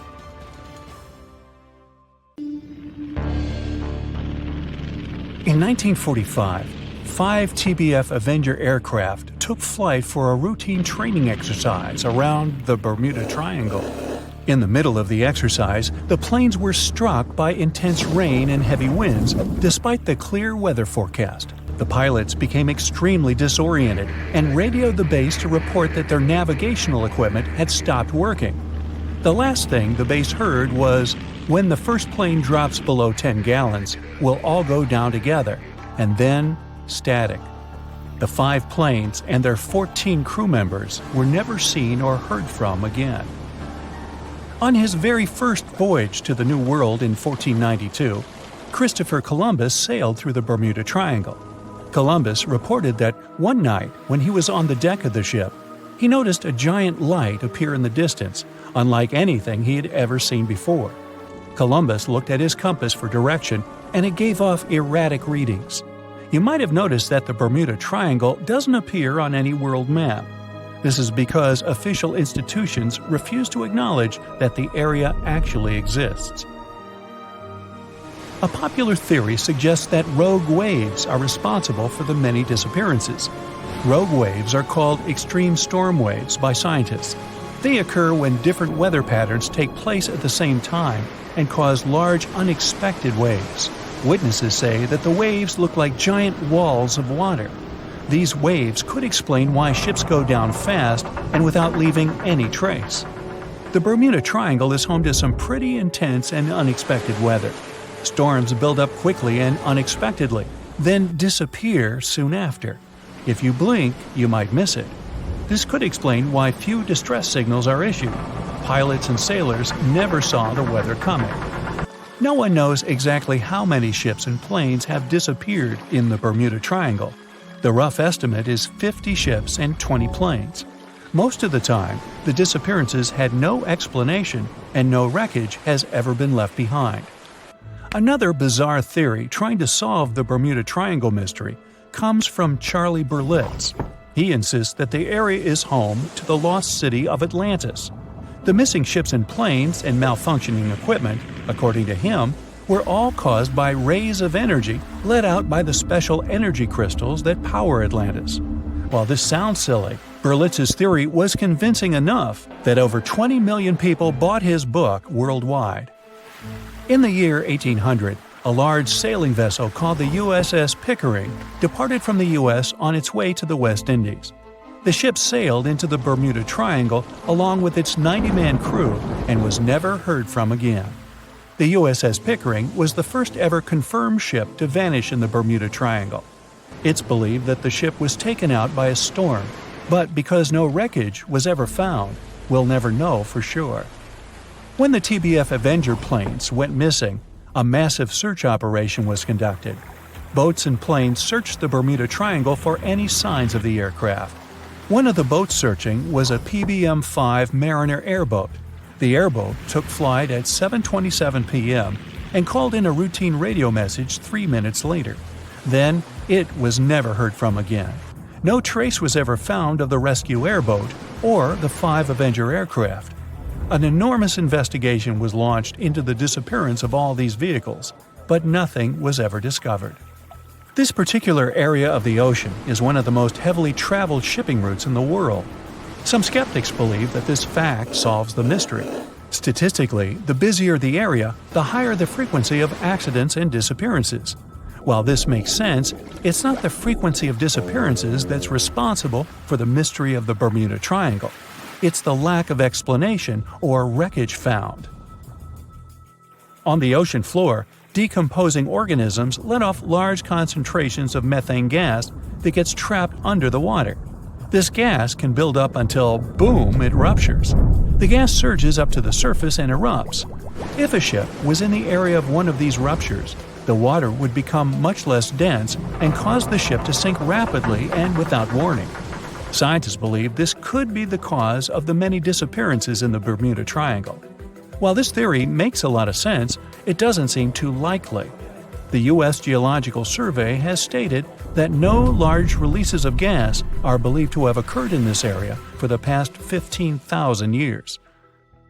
The ocean floor is made of rocks containing a lot of magnetite. It's more like iron. Magnetic fields react to high concentrations of magnetite on the ocean floor, which may start a sort of conflict between the two. It can often lead to various weather anomalies and, as a result, navigation issues. And, naturally, any changes in the ocean floor or the Earth's magnetic fields influence the Bermuda Triangle a lot. Since the magnetic field is constantly moving, it might be also taking the Bermuda Triangle with it. Now that people know where the triangle is, it's easy to avoid it. It supposedly moves eastward together with the magnetic poles, but scientists still can't answer where exactly it will be in a couple of years. Some people blame all the disasters on the extraterrestrial paranormal activity. Others suppose it's all about raging natural phenomena. There's another triangle in Lake Michigan. Just like the one near Bermuda, the Michigan Triangle got its shady reputation for some disappearances. The first recorded one dates back to 1679. A large vessel, one of the largest of that time, set out on an expedition.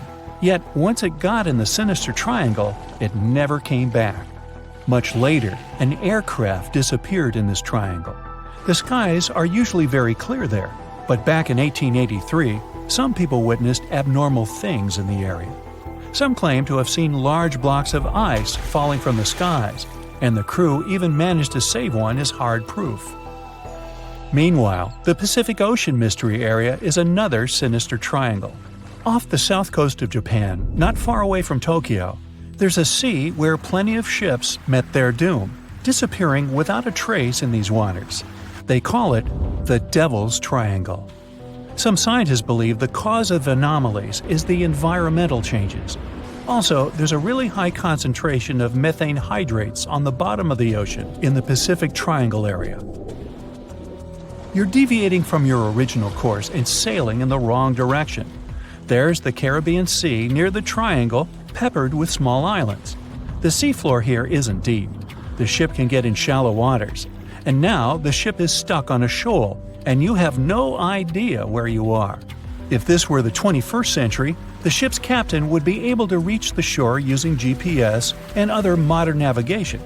But the most interesting thing is that the compass would work correctly this time, since the magnetic North Pole hasn't already coincided with the true one for a long time in the territory of the Bermuda Triangle.